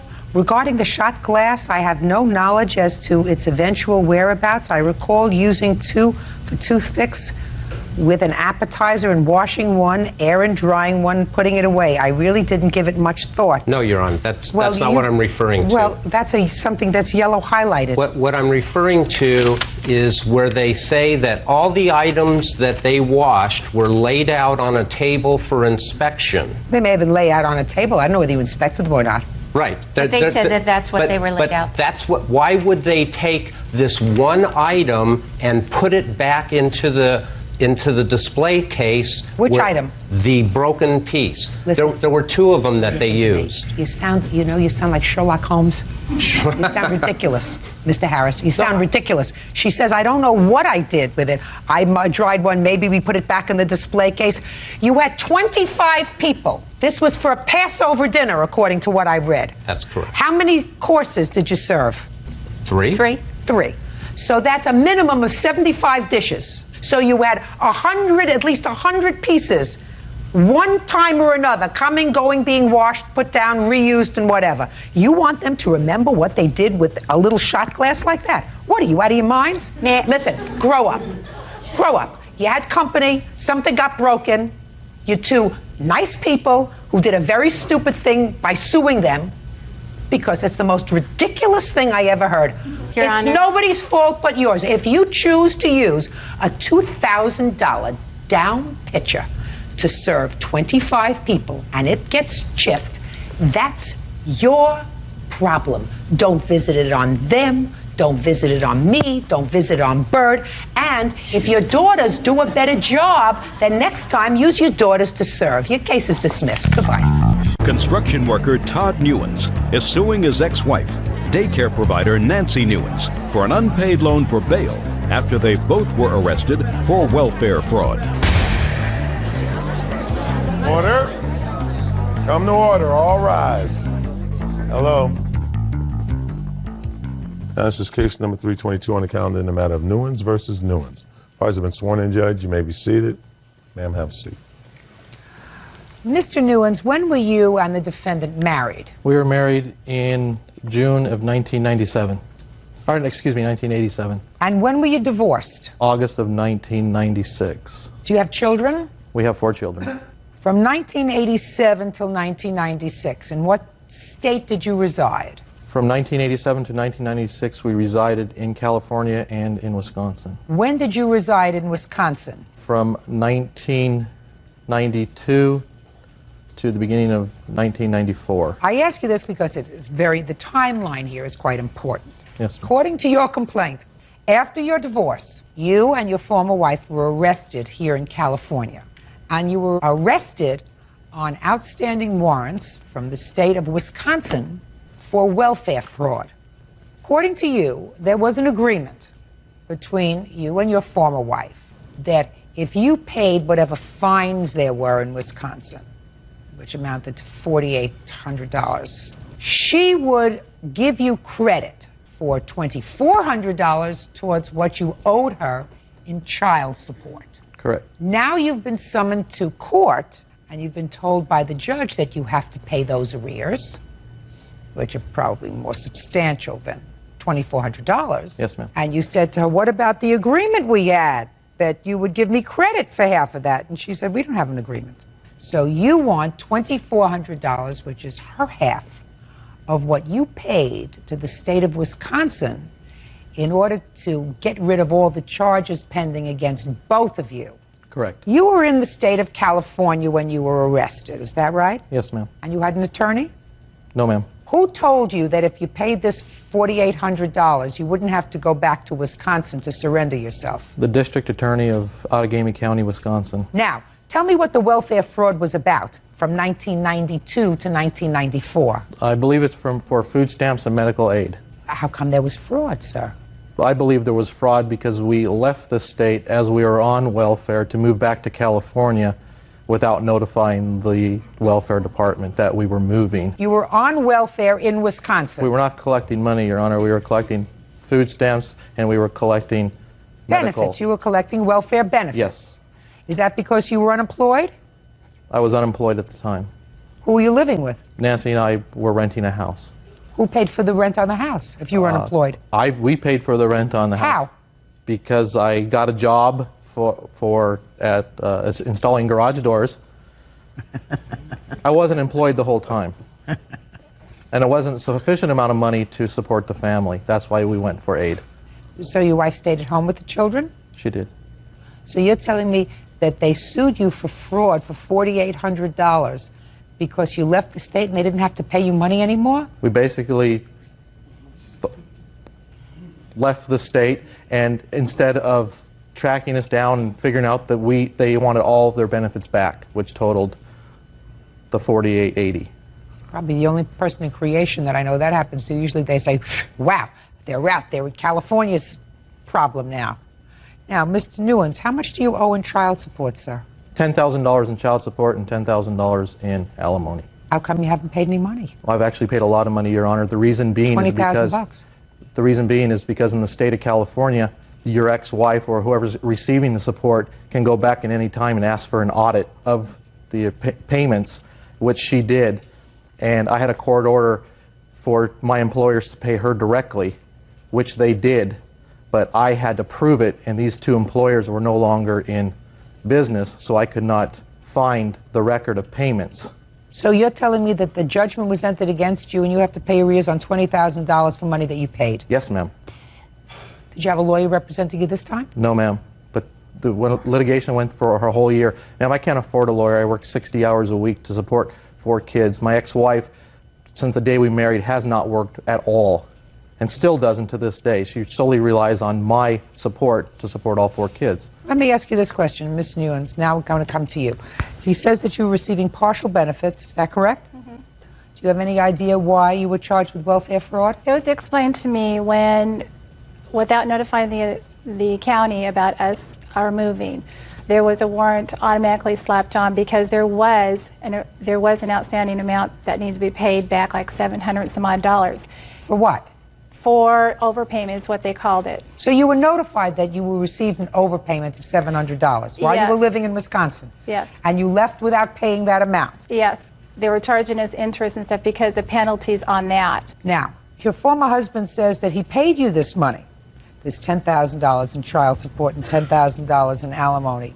Is that true, that he's paid you this money? I have, Your Honor, from the month, some partial payments, and for the last month of October, I received... Look at me. Now you can speak. Okay, I'm sorry. $29.90 for the month of October. $500 for the month of September, and before that, nothing. Payments are coming, and partial payments, whole payments, every now and then, off and on through the last couple of years. Did they come right out of his check? He's self-employed. Judge Judy continues in a moment. I would suggest you find yourself some way of earning a living that you enjoy, because otherwise you're going to be relying on him forever.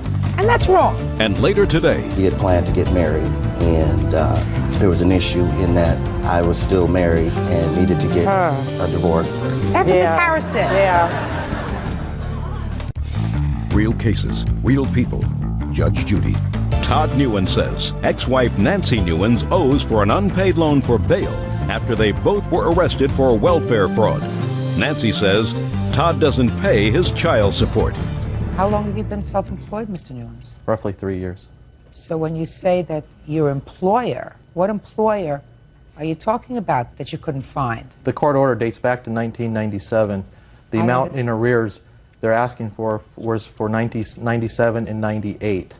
Just those 2 years? Yes, ma'am. Oh, so this proceeding had nothing to do with current arrears for the year 2000, 2001, 2002. Is that what you're telling me? What they, I have a court order here that I got from them. What they dated it from 6 of 97 to 10/1 of 02 to make it current. Mr. Newens, I don't know if you think that I'm not wrapped too tight. I asked you a question.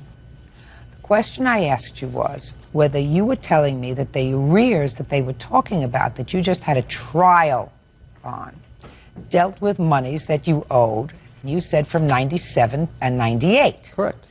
And I said that they conducted a whole hearing for a year and didn't bring that amount up to the current date for arrears, and you said, oh, I have the order. And the order says that those were arrears that you owe from 97 to the year 02. The reason why they did that, Your Honor, is because we were fighting for the last year in court over the amount of arrears. And it was my burden to prove that all my previous employers paid. All right, forget the previous employers from 97 to 98. She says she has been receiving sporadic payments. Is that true? And now you're self-employed. Yes, it is true. Sometimes it's true. All right, that's what I wanted to know. Okay. Because, I mean, I'm going to get to it, Mr. Newens. Don't pussyfoot around me. Are you remarried? Yes, ma'am. Good. You have children with your new wife? No, ma'am. Okay. Well, let's start with August of 2002. How much money did you send to your former wife for child support and alimony in August of 2002? Your Honor, I don't have that information with me, and the reason why I don't have that information with me is because it's quite irrelevant, because I have an order that you have before you stating the amount I have to pay in arrears of $200 per month. That's perfect. So what are you bothering me for? I'm asking for money owed that I can't, that I paid $4,880 for, that I can't get credit through the County of San Bernardino for child support, which had she not agreed to credit me half, I would have never made the payment. We would have flew back to Wisconsin and fought this battle in court. So then I'm going to resolve it very quickly for you, sir. Okay. From 1992 to 1994, according to you, you had 2 young children, and your former wife was unemployed. She was taking care of the children. It was therefore your responsibility, your contractual responsibility with your former wife, to be the provider. You found that you could not be a provider for your wife and your 2 young children, so you were forced to apply to the state for certain benefits. Then you were advised that there was an overpayment of $700. Rather than taking care of that part of your financial responsibility before you left the state of Wisconsin, you decided to leave the state of Wisconsin and move to California. It was because of that that they issued a warrant for the both of you. You paid that amount. That's not for child support. That's not for spousal support. That's to reimburse the state for money that the state expended on behalf of you and your family because you could not fulfill your end of the contractual marital responsibility with your former wife. And in addition to that, you have continued to accrue arrears over the years, the last 3 years when you've been self-employed. Sometimes you pay, sometimes you don't. Sometimes you send a little, sometimes you send a lot. That doesn't excuse you from working at some point. Are you working now? Yes, I am. Good. What kind of work do you do? Right now I do child care. And in the past I was doing dental assisting. Well, I would suggest you find yourself some way of earning a living that you enjoy. Exactly. And if it's not child care, because child care sometimes is a temporary thing that you do when your children are very little, because that's a way to take care of your responsibility as a stay-at-home parent and also make some extra money. But I'm going to strongly urge you to find a career that you like, because otherwise you're going to be relying on him forever. And that's wrong for your support. You both have to support these children. You both made them now. You're not living together. You're not married. You both have to support them. But she certainly isn't going to give you back $2,400 for money that you owe the state of Wisconsin, sir. Your complaint's dismissed, that's all. Parties are excused. You may step out. Nancy's been on a free ride for many years, refusing to work. Should be said and done, and it was over in court beforehand. After she got out of jail, she's free, the bill's paid. It's the heck with me. And now the next case. All parties on Laram versus Huth. Step forward, please. 35-year-old teacher Susan Laram is suing her former live-in boyfriend, 29-year-old Mason Ron Huth, for unpaid living expenses and damage to her car. Ms. Laram, the complaint that I read said that you lived with the defendant for about 1.5 years. He lived with me. He lived with you. And that you no longer live together. The breakup was acrimonious, and he owes you for a variety of things. He owes you for rent. He owes you for damage he did to your car at one point. And he owes you for smashing up some work that was done in your backyard. Yes. When did you start living together? In June of 2000. And what was the rent arrangement? At that time, he was supposed to help me out with the bills, and he didn't do that. So after some arguing, I had him put it down in writing. That sounds romantic. Can I see that, please? Real cases, real people. Judge Judy. Susan Laram is suing former live-in boyfriend Ron Huth for unpaid living expenses and for damaging her truck in a fit of rage. Ron says Susan tried to make off with his children's car seats. Well, this is dated May of this year. Yes. When did you move out? I moved out a week after that note was written. Okay, so this writing is meaningless. You were fighting at the time. I want to know what your arrangement was from the time he moved in until May of 2001, because that's when he moved out. Right. Did he contribute any money to the house? No, he did not. According to you, Mr. Huth, you gave her your paychecks. Every paycheck that I made from the time that I started living with Sue, and to make sure the record is clear, I only lived with Sue for 5 months before we got into our first argument, which you would say, where we had our first breaking up. I moved out on November 29th of 2000. All right, that was my birthday. There was an incident that happened that All right, night. we'll get to that incident because that has to do with car damage that she's claiming. Okay, yeah. Okay, let's get to the fact that you say you turned over all your paychecks to her during the 5 months that you actually lived together. Is that accurate, Ms. Laron? It was, but then he also took all the money back out of my account. Well, how did he take the money back out of your account? He had my check card, and that was how he deposited his check, but then he also, in turn, took out all the cash. Well, if he's putting his entire paycheck into the bank, just pay careful attention.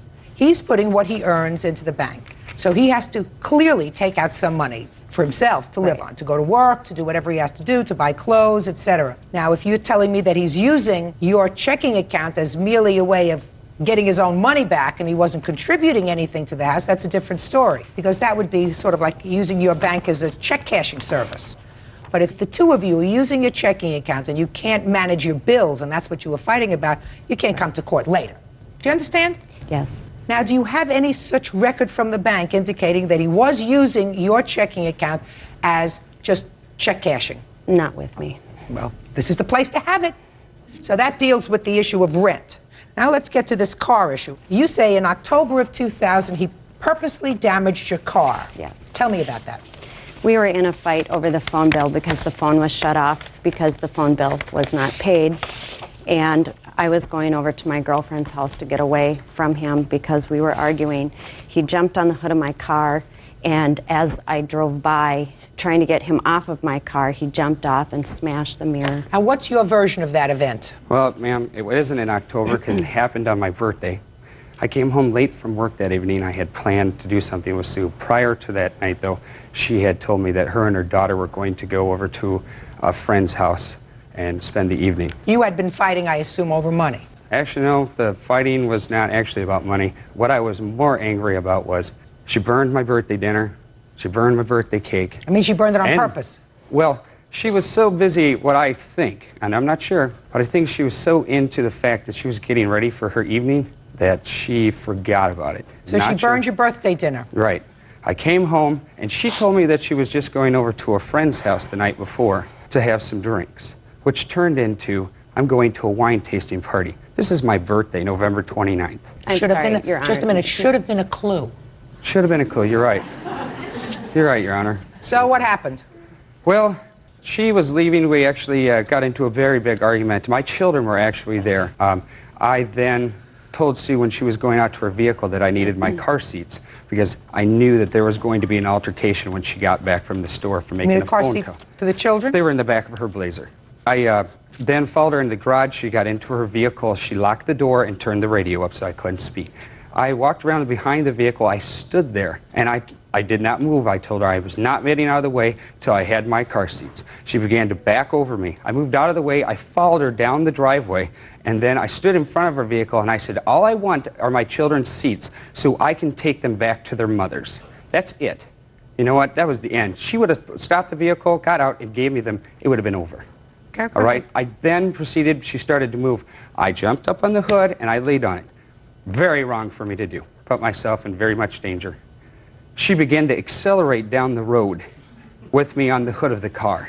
Okay? I slid off the side on the driver's side. When I hit the ground, she gunned it.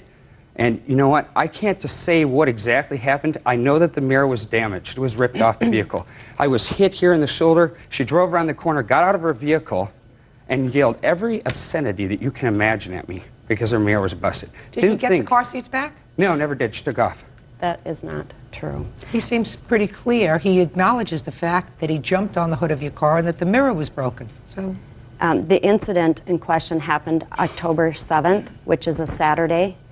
And as far as his birthday dinner, it was not burned. But my question to you about this car incident was that this happened in either October or November of 2000. And he left, but then he came back. Right. He did not leave until December. Fine. Now, when he came back, did you talk about the car? Yes. I asked him when he was going to repair it, and he got some glue and tried to glue it twice, and it didn't work. So I did ask him to repair it, and he did not. When did you ask him to repair it? Right after it happened. You lived together in January, is that right? Yes. Did he fix the car in January? No. What about February? Did he fix the car? No. March? No. April? No. And then we go into May. Right. Miss Larome, not everything is a lawsuit, madam. He describes an incident where you took off in a huff and you had his children's car seats in the car. Did that ever happen? Yes, that happened. But after he knocked the mirror off my car, I took the car seats out and threw them in the yard. So he did get them back. Well, why didn't you give them back before? I didn't realize they were in the back seat of my car. That doesn't make it right for him to jump on the hood of my car and break my car mirror. Absolutely not. You were driving off with his property. And you knew you had his property in the car. I You were did very not angry. know. You were very angry. People do things when they get angry. And if you had said, well, I may have been angry, but you had no right to put yourself on the hood of my car, even though I was taking off the property that belongs to you. Right. I was only going up to the store to use the Who phone. knows? Who cares? He wanted the children's car seats. Right. He'd had a fight in front of the children. He wanted to take the children home. It's all a fight. Not everything involves a lawsuit. You behaved badly. He behaved badly. And when you took the car seats out and threw them on the lawn, that also was not the right thing to do. You're right. Right? You're right. Okay. So take care of it like grown-ups. Now let's get to the backyard. You say that you had a major argument in May of this year and that he destroyed the backyard. His defense is that he built the backyard so he could destroy the backyard. Is that your defense? So let's hear about the backyard. As part of a present to me, he built brick planters in my backyard around the deck. I have photos if you'd like to see. And because of the argument that we had that day in June, he destroyed all of it. I did that, Your Honor. I did. All right. Did you, in fact, build this brick planter box for You her? betcha. Or you were in the process of building it? It doesn't look like it's completed. It wasn't complete yet, but almost. As a gift? Your Honor, yeah, it was a gift. It was also the part of like the deck that I built. It was all something to work out for flowers and stuff. Okay. A lot of the other stuff that I do have a list of things in the course of the time that we were together that I did build in this house. Can I see it, please? And around the yard. And I never asked for one penny for any of this when I left. And this is my own hard-earned work, myself, my labor of bringing these materials home from work for this lady. And it was because I enjoyed her and loved her very much. And that's why I did that. Let me ask you a question. Did he build a playhouse in a shed? I have a photo of that too, and it is not a playhouse or a shed. It is a big monster that is in my yard. Did you tell him to take it out? Did you tell him to stop building it when he was building it? No, he just quit building it. So I have that in my yard. Okay. Did he build a doghouse? He put a roof over the top of the doghouse. He said he built a doghouse, and then he put a roof on the dog kennel. Right, for his dog. Did he build a deck? Yes, that's in That's the whole picture. back deck? Right. Didn't break the deck? No. What about a brick fire pit? Did he build that? Yes. I see that you did work around the house, and you were building things around the house, and you do have a deck, correct? Yes. You had no right out of anger, sir, I know. to smash the work that you did. You're right, I did. And so what this involves is cleaning this up. Right. How much do you estimate it's going to cost to clean up the bricks? I talked to his former employer, and he said to clean it up and replace it would be $3,000. No way. He made a mess. He got angry and he made a mess, and he should pay for that. Your Honor. Yes. While I was wrecking it, the officer came into the yard. He asked me what I was doing, and I said I was wrecking something that I spent a lot of good time building for this lady. And you know what? Out of anger, yes, I destroyed it because I was very hurt with the way how things were going. Well, is it still this All right. way? I told the officer I will come back at any time to clean this mess up. I said, but she is not going to have this in her yard. He said, okay, you come back. She made it very clear that she did not want me to come back and clean it Because up. she was angry that you were angry and that you, Yes, I you lost your understand that. temper, and she doesn't want to deal with that anymore.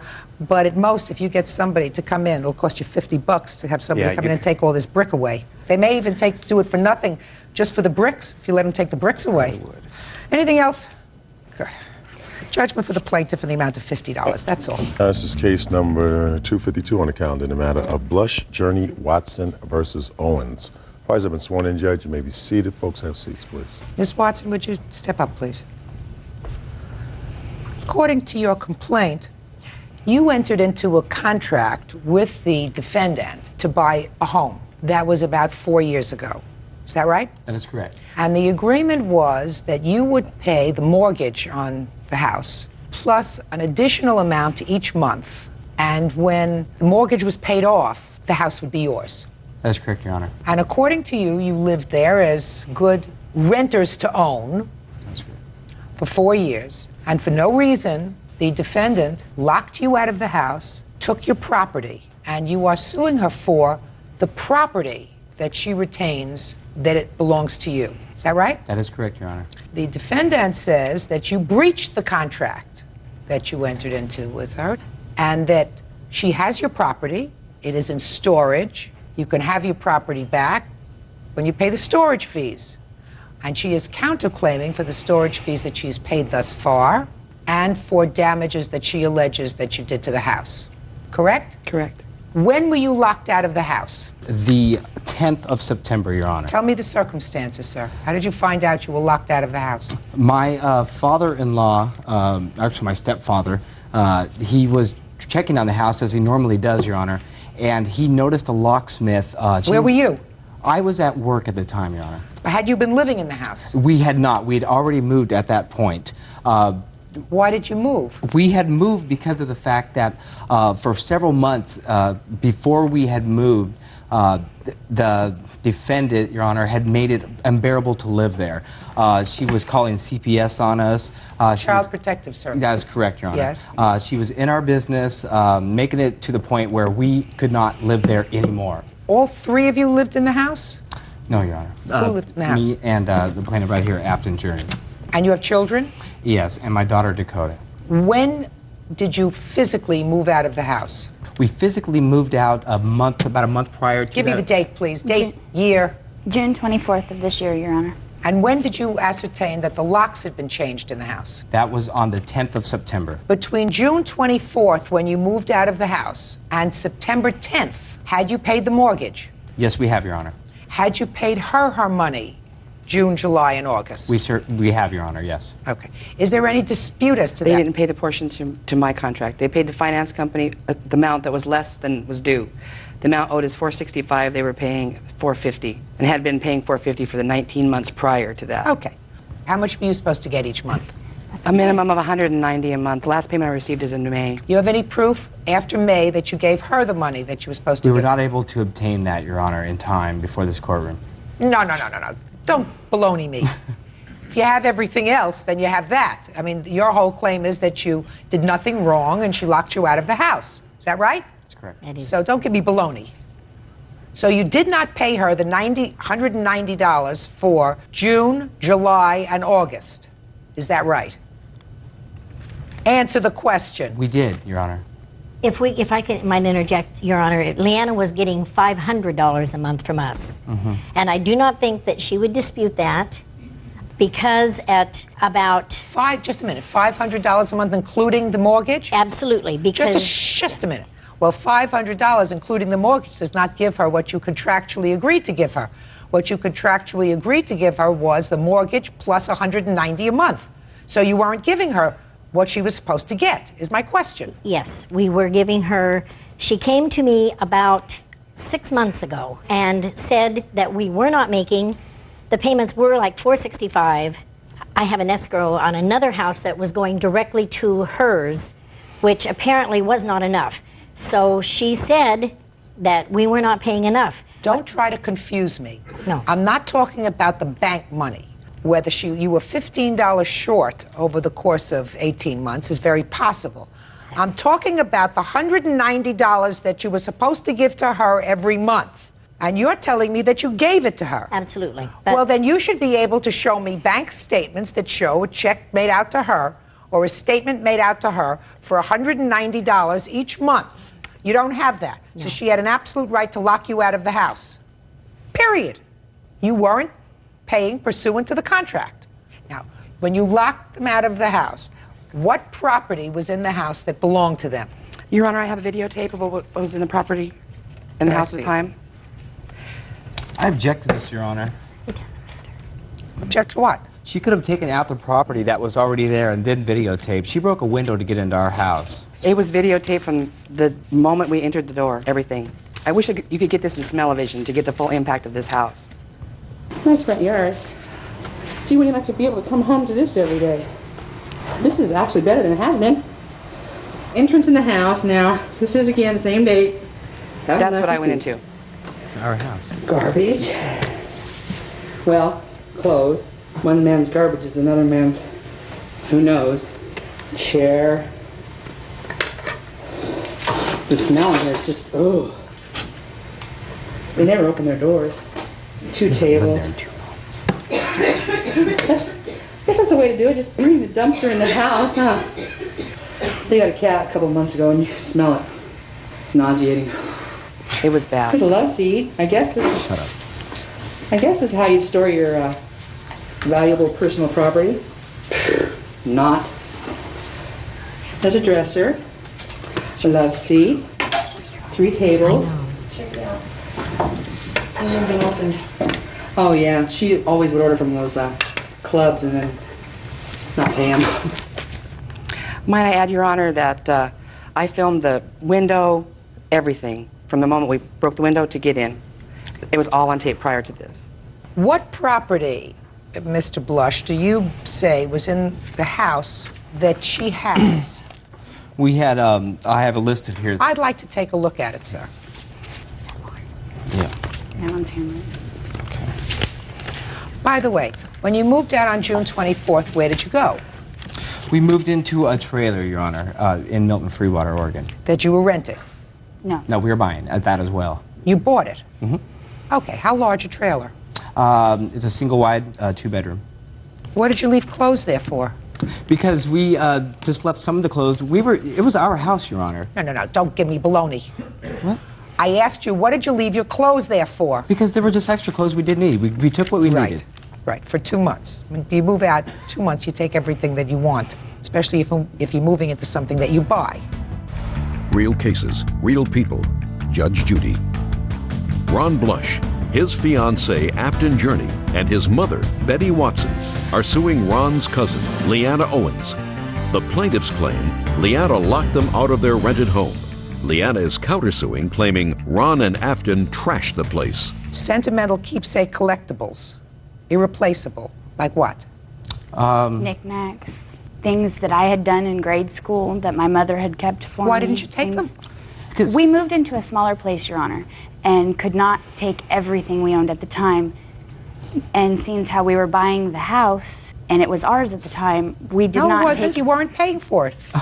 Yes. No, you weren't paying for it. All you paid was the mortgage. And you weren't paying her any money. Show me the proof that you paid the mortgage. Show me proof that you paid the mortgage. These are the ones that... No. Show me proof that you paid the mortgage June, July, and August. June, July, and August is what I want to see. You didn't bring that. Okay. There's one check. Check those, Your Honor. Yes. I think they're the very last ones. That's all. I just want to see June, July, and August.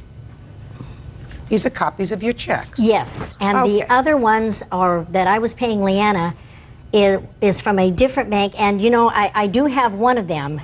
Would you show it to me, please? Absolutely. I have this one, Your Honor, because when she went to deposit it, I think she put it in her boyfriend's name or something, and they wouldn't take it because of the endorsement. And so on the back of it, I just had Leanna write where I just paid her This cash. is March 15th of the year 2000. Yes. I'm talking about June, July, and August of 2001. Yeah, you don't have them. Yeah, you're right. We don't have it. So what are you giving me this for? Well, I didn't What are you realize wasting what the date on that was. So what did you, when you looked at it, what did you hand it to me for? I didn't. Did you think I would look at it? Yeah, I knew you would look at it, Your Honor. Nonsense. What stuff do you have in storage of theirs? I have a list of items that was in storage. Can I see it, please? Yes, ma'am. And I have Is photographs this- from the city Is prior that- to this. Just a second. Here's the receipt for the storage rental and the list of contents. Okay.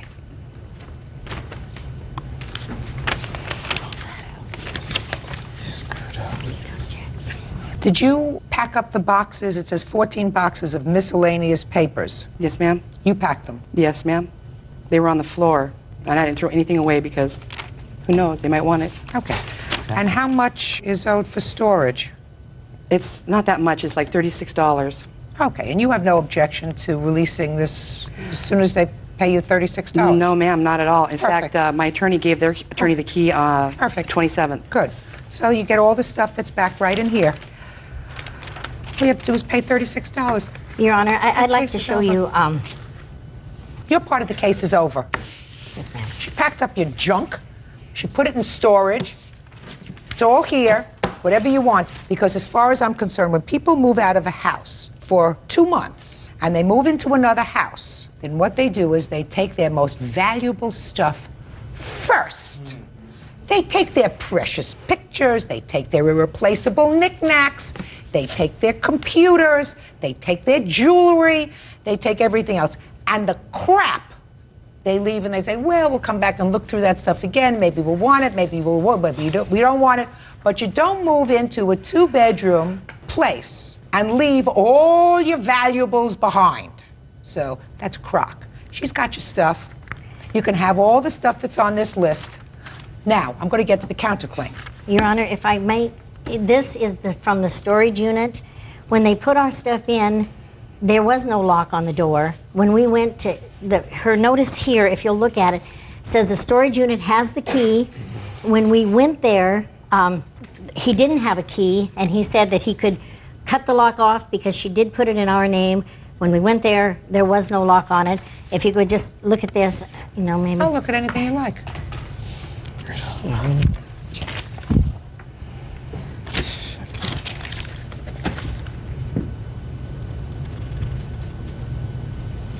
What is this?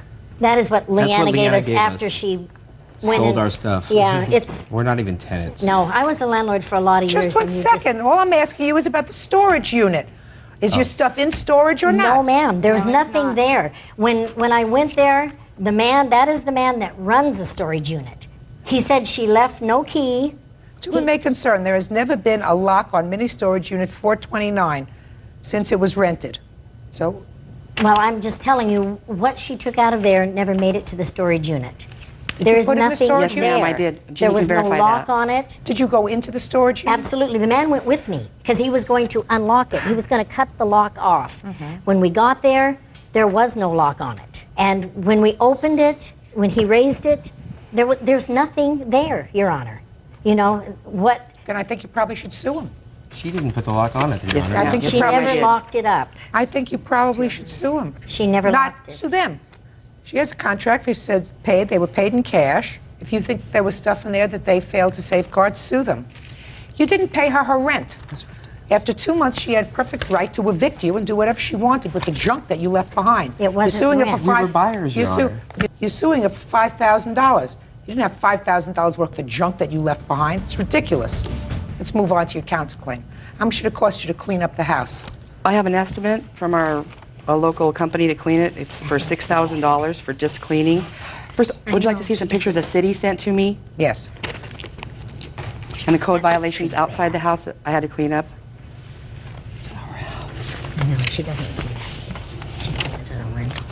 It's not a rental. We got proof. I know. Is this a picture of your house? After she took all the stuff and threw it on the lawn, yes. Yes, yes. That stuff was in the house. Yes, it was. Yes. The city has that date at the bottom of that picture. 829. 829 is, if I learned my math, is before September 10th, when somebody said that there was you found a lock off the house. And this is 9/4, September 4th. Who dated those? The city. Those are after we moved, Your Honor. We moved in June. Yeah. Oh, I understand that. And what you're telling me is you left all this valuable property in this very neat house that you left in June. We were there the day before she broke in, Your Honor, to Yes, we remove were. some property. My grandmother We'd went been with there. us. We were still moving out and trying to put stuff in storage as we went through it and get that place ready for a rental. We were going to rent it out, Your Honor. It's our house. Oh, no, it's not. It's not a rental, Your Honor. This is agreement for sale.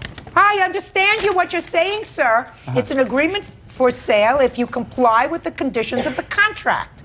Conditions of the contract are that you pay the mortgage directly to the mortgage company, which you had not done because you were paying less than the mortgage each month. You were paying $450 according to the checks that you gave me. You were paying $450, and in addition, from the time you moved out until September, you have absolutely no proof that you paid her the $190 that you contracted for. So you breached the contract. Okay. This is from the city of Walla Walla, Washington, I assume. Yes, ma'am. And it is dated August 31st of 2001. It's from the city that tells the owner of this property that they have to take care of the following things because they are in violation of city code.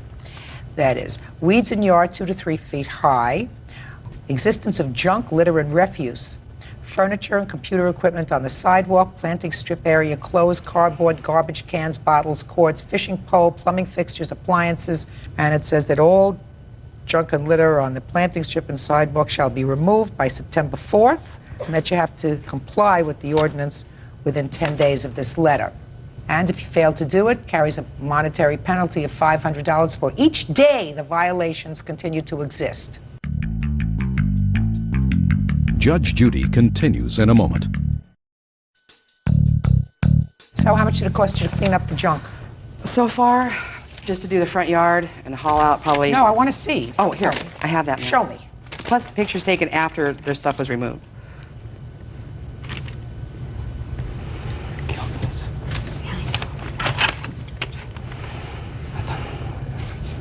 You're not going to get money for painting this house. You understand that? That's the big thing here. Because when somebody lives there 4 years, that's fine. You have to paint anyway. You want to sell it, you got to paint it. There was certainly a great deal of debris that I saw in the house and a great deal of cleaning. And probably it costs several $100s at least to clean up that mess? The carpets have to be removed. The odor is... Oh, there's no question about that. How much carpeting is there? 417 square feet. Okay. Judgment of the court is as follows. On the counterclaim, I am awarding the defendant $2,500 for the purposes of cleaning up this mess, this disaster, and putting the house back in reasonable order, excluding the painting of the house, which you have to bear yourself. On the petitioner's claim, I am directing that the plaintiff may remove any and all property that is, in fact, a storage unit upon the payment of $36. That's all. This is case number 202 on the calendar in the matter of Longs versus Scroggins Body.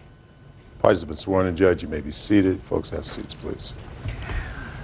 Ms. Longs, you were injured when a plate glass window was broken and shattered into your car, and you were severely injured, according to your complaint. You had glass all over you, as well as damage to the car, which was not a serious one, and your pet that was in the car was also severely cut. And it is your claim that the defendant's son is responsible for that, and you want him to pay your medical bills, pain and suffering, damage to the car. Yes, Your Honor. Okay. So why don't you tell me where this happened? Okay, my husband, my younger brother, my dog and I were going to a local fast food restaurant, and we pulled up into the drive-thru and made our order. We pulled around to the window. Who was driving? I was driving. You were driving. And to be honest about it, I didn't know at the time that it was a window. I didn't know if it was a gun. I didn't know at the time what it was. Tell me what you felt. Just a million needles just going into my whole body. I mean, it's an indescribable pain. It was just like really, really bad. After you felt this pain, did you have a consciousness to look around and see what had happened? When it happened, I had started screaming, and my foot had come off the brake, which had caused my car to roll forward. My husband threw the car up in the park and got out of the car and went into the building. Is your husband here? Yes, ma'am. Yes. Could you step up, please? I looked down in my lap, and my whole lap was covered with glass that was about that thick. I was afraid to get out of the car because I was afraid from the way I was driving that it would go in between my legs and cut me worse than what it had. What happened next? I heard my husband yelling, and I went to get out of the car, and the glass started scraping the insides of my leg. And I went up to the window, and I started to the drive-thru window, and I started screaming for my husband to call an ambulance because there was blood. You were bleeding?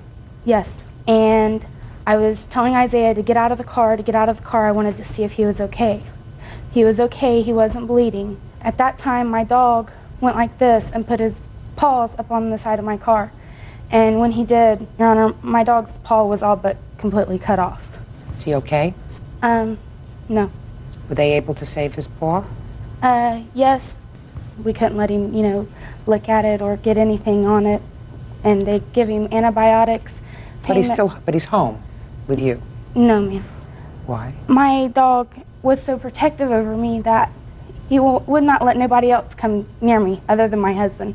And my dog attacked a man at my husband's job.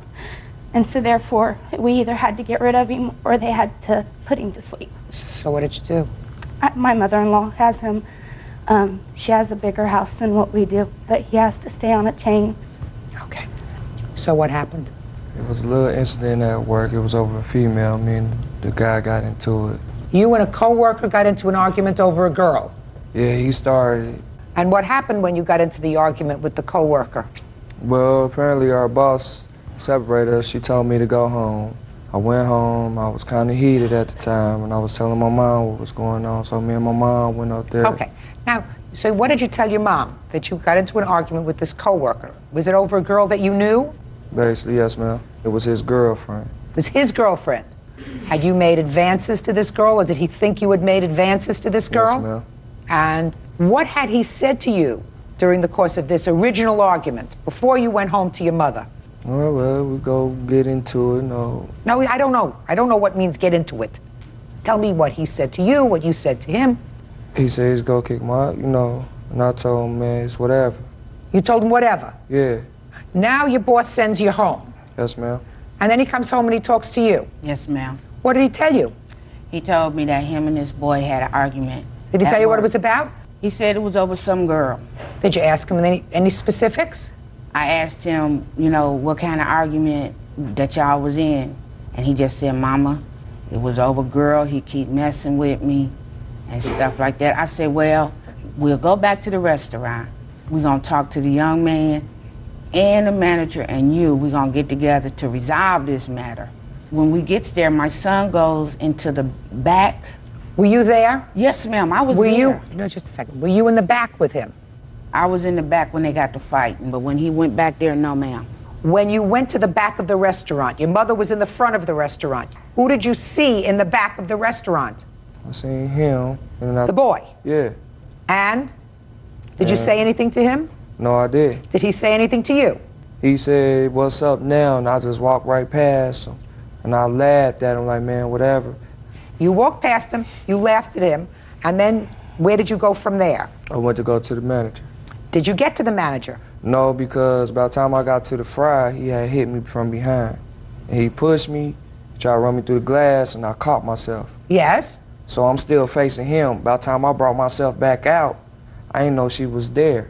So far you didn't break the window? Yes, I did. My back went through the window. How could you be face to face, sir, if he pushed you from behind? See, this... So he hit you from behind, but you didn't go into the window. No, he hit me, and then when I turned around, he rushed me. He ran me into the window. Uh-huh.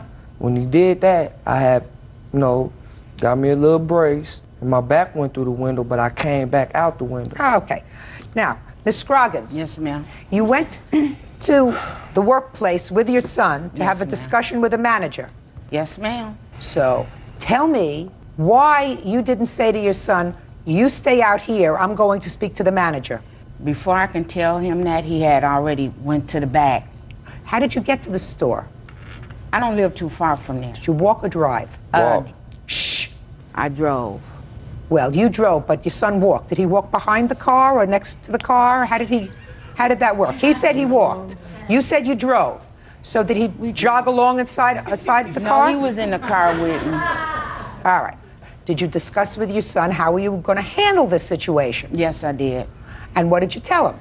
I told him we was going to talk to the manager to resolve this problem because he has to have a job. That's exactly what I told him. Fine. Did you tell him we're going to go in together and speak to the manager? We went in together. But then he left you. I was standing at the counter. Yeah? He went behind to where the manager and stuff. No, he went behind where the boy was. Real cases, real people. Judge Judy. Shirley Long says she was in a fast food drive-thru when worker Paul Body broke the restaurant's window during a fight. Shirley says the shattered glass injured her and her dog. Where's the other boy? He is currently in jail. For what? I have no idea. I had to put cases against both of them, and the one was never signed because he is currently in Montgomery County Jail. Okay. Can I see your bills, please?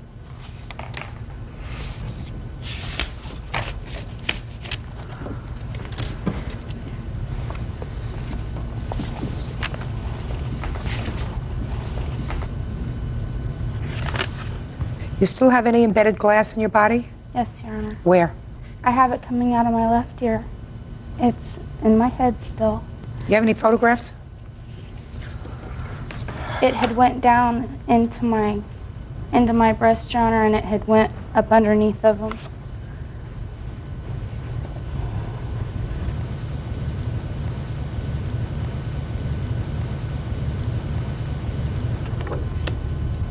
Okay.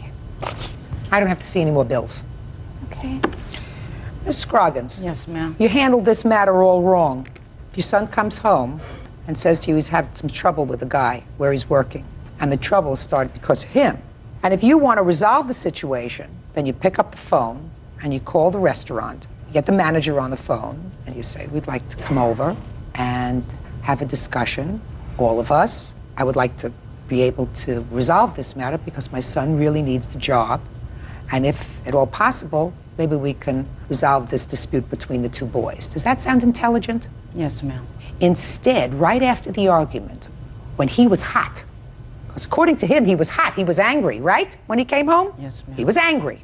You put him in the car and you drive over there because the situation was bad enough for the manager to send him home because he was the wise guy. And instead of saying to your son, you sit out here in one of these little tables, I'm going to find the manager, you let him go in the back where you knew the other guy was, then the other fellow said to him, "What are you doing here?" He laughs at him, because that's what he just said. He laughed at him and he said to him, "Whatever." That's what you just told me. So, okay, if somebody say they go kick my, then what I'm supposed to do? Get another job. Go to another restaurant. No, I got It's not the rights only to laugh. fast food restaurant in town. And you don't mess around with somebody else's girlfriend. You said anything about me messing around. I said, I know her. There's a difference from knowing and messing. Then what you do is you sit down calmly in your mother's kitchen and say, maybe we can resolve this because I didn't do anything wrong. Let's call my boss and go over there sometime after work when nobody else is around, and maybe the boss and I and this other guy will sit down and I'll tell him it's all a misunderstanding. I didn't do anything with your girlfriend. So, is it both of their faults? I think it is. Sure, but the other guy's in jail, so he has to pay the whole thing. Because but for the fact that you drove him over there when he was hot and angry, and he went back there and tormented him a little bit, laughed at him. She got hurt. She's suing you for $3,000. It's nothing. She still got glass in her head. It's probably what you have up here. Solid glass. Judgment for the plaintiff in the amount of $3,000. That's all. Parties are excused. You may step out. I didn't like the way that the guy had come out here and tried to fight with my husband after the court was over. For him to come out and act like he did, I mean, he's just a kid. It would have been different if it would have happened to him. If the glass would have gotten embedded into his back, he surely wouldn't have probably been out here threatening my husband if he would have felt what I was feeling.